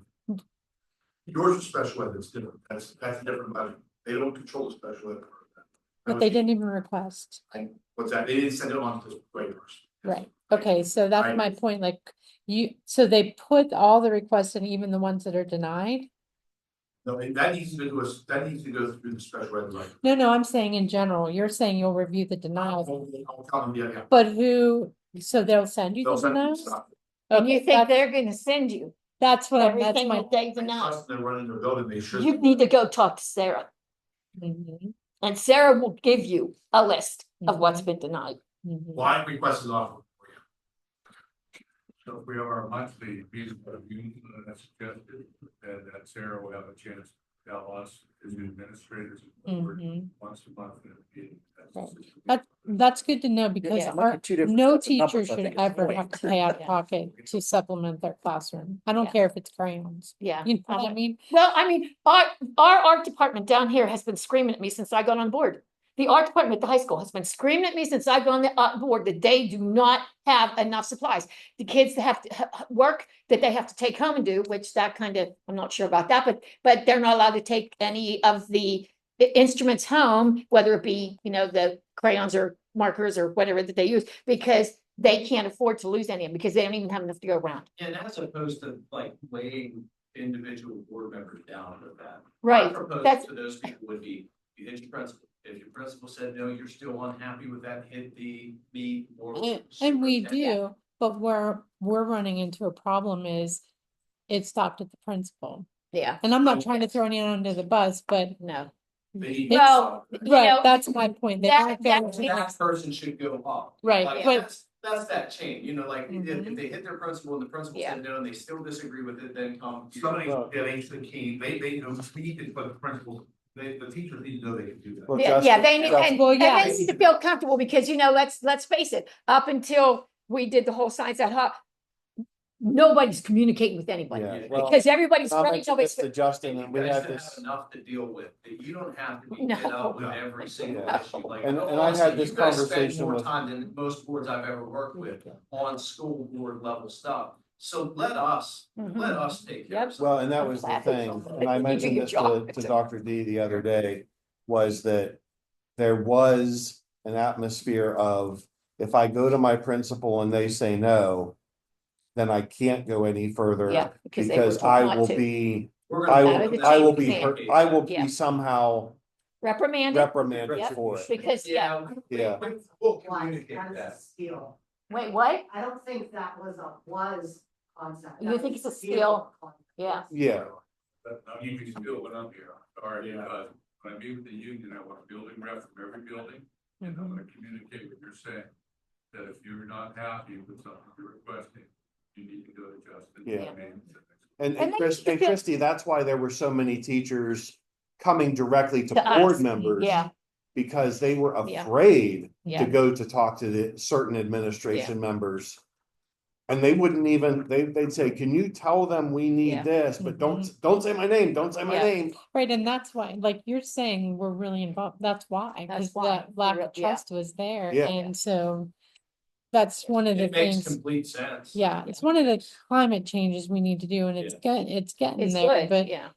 that's And where we'll- we we'll were have coming to from. Trust the teachers to be able to come to us, and I know that'll take time, but we'll at least communicate like this is what we want. Yeah. to have. You're getting praised left and right. I'm Yeah. not fearful of my job. I was Mm-hmm. looking for a job when I found this one, so listen. They can compare, a chain of command, I'm not gonna say, well, one guy's a chain of command, therefore you're gonna. No, I understand, but we're trying to explain though. It was stopped and then there was no further potential to. Yeah, that's great. Right. Okay, real quick though, so I reached out to McGraw-Hill regarding that math program, but it doesn't seem like that makes sense right now in light of. It needs to be plugged into this bigger picture. That's what I was thinking. I feel like, don't put another bid. Yeah, that's what I'm saying. That's what it feels like, another tactical. For the 1-year thing that Sarah wants. Thrown a lot of Band-Aids. Well, That's yeah, probably that's why what there's Justin 6 said. He programs. said, do you know how many programs you don't pay for, you don't even use?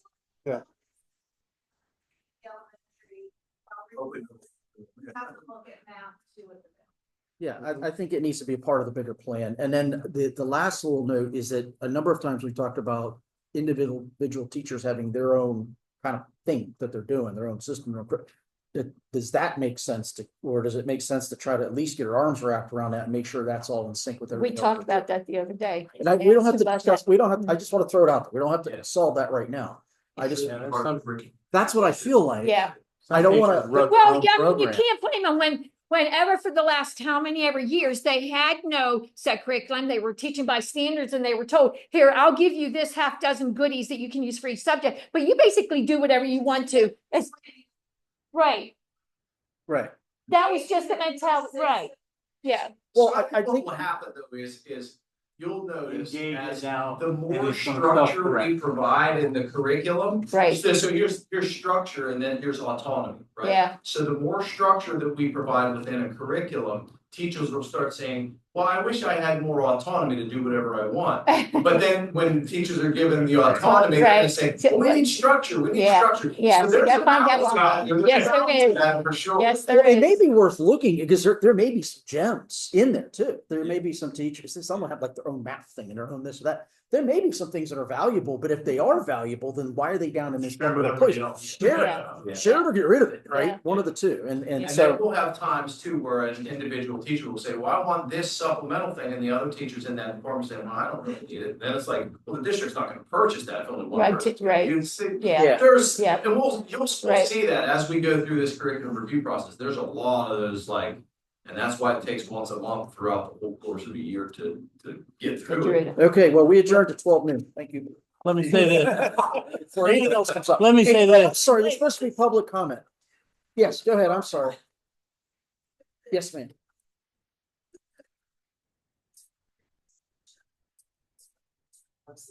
She They does were. that. They're under news and I'll show you. Okay. They are there. All right, because I didn't notice. I was late getting the agenda up, but I think it was posted. Yeah. Yeah, she put. You show me where you're looking. I'll show you where. Okay. Okay, second one, about the rubric, which might now be not relevant anymore, but, a rubric is only useful if terms are defined and everyone understands the definitions to be the same. And if there is, neutrality in the wording. So that rubric needs a lot of work. Yeah, and I think the price still would be one, and that was what was pointed out to me by Mr. Moran and Mr. Cantor when I started talking about, we kind of debriefed on this whole ad hoc process, that was a big piece that they were missing that they would have wanted to put in there if they were more involved. And that's why I added that, because it felt like, well, then, okay, I didn't know what that was, but maybe we need it. So I think we would still have that, yeah. Third thing, Kim Warren. I was in Harrisburg 2 weeks ago and was able to have a very short meeting with her. Whereupon she said something that shocked me half out of my chair. that she thinks cyber charters should have a flat fee. I was very Where's she surprised to been hear at? that come from Kim Ward. Where's she been? So. I was gonna say, A lot of people are late to the game. She's She's been at. on board with that. And I saw her at an event again yesterday, and she made a point of saying to me, we might be making some progress with that. So I would like to urge you to please call her and call Joe Pittman. Joe, yeah, and Joe's say, on with it. Please do Joe's this." really- Joe with it. Pittman is well aware of all of Yeah, that, he- 'cause we've yeah, met with him we- several yeah. times, know what- but we Yeah. will continue to do so. It's being made.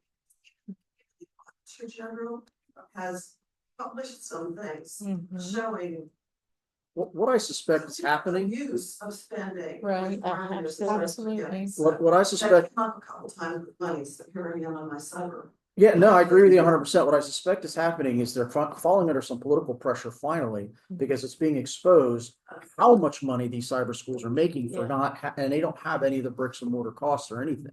And so the political pressure is finally getting there. So nobody's wanting to touch this thing. So now's the time. Got any comments, Eric?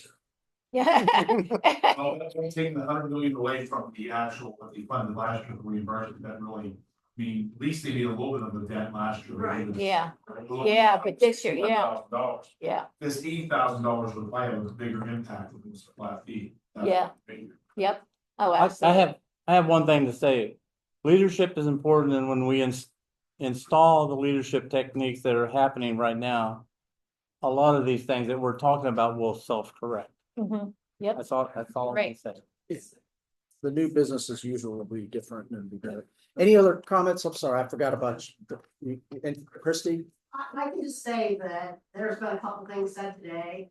I have not once heard in any meetings requesting data, and data doesn't lie, so this is just refreshing. Hearing ROI is making me happy. Land for the future. I don't think I've ever heard that either, like, I'm a happy camper. Good, good. All right. Anybody else? Okay, up to 12:05, I guess we will adjourn. 4.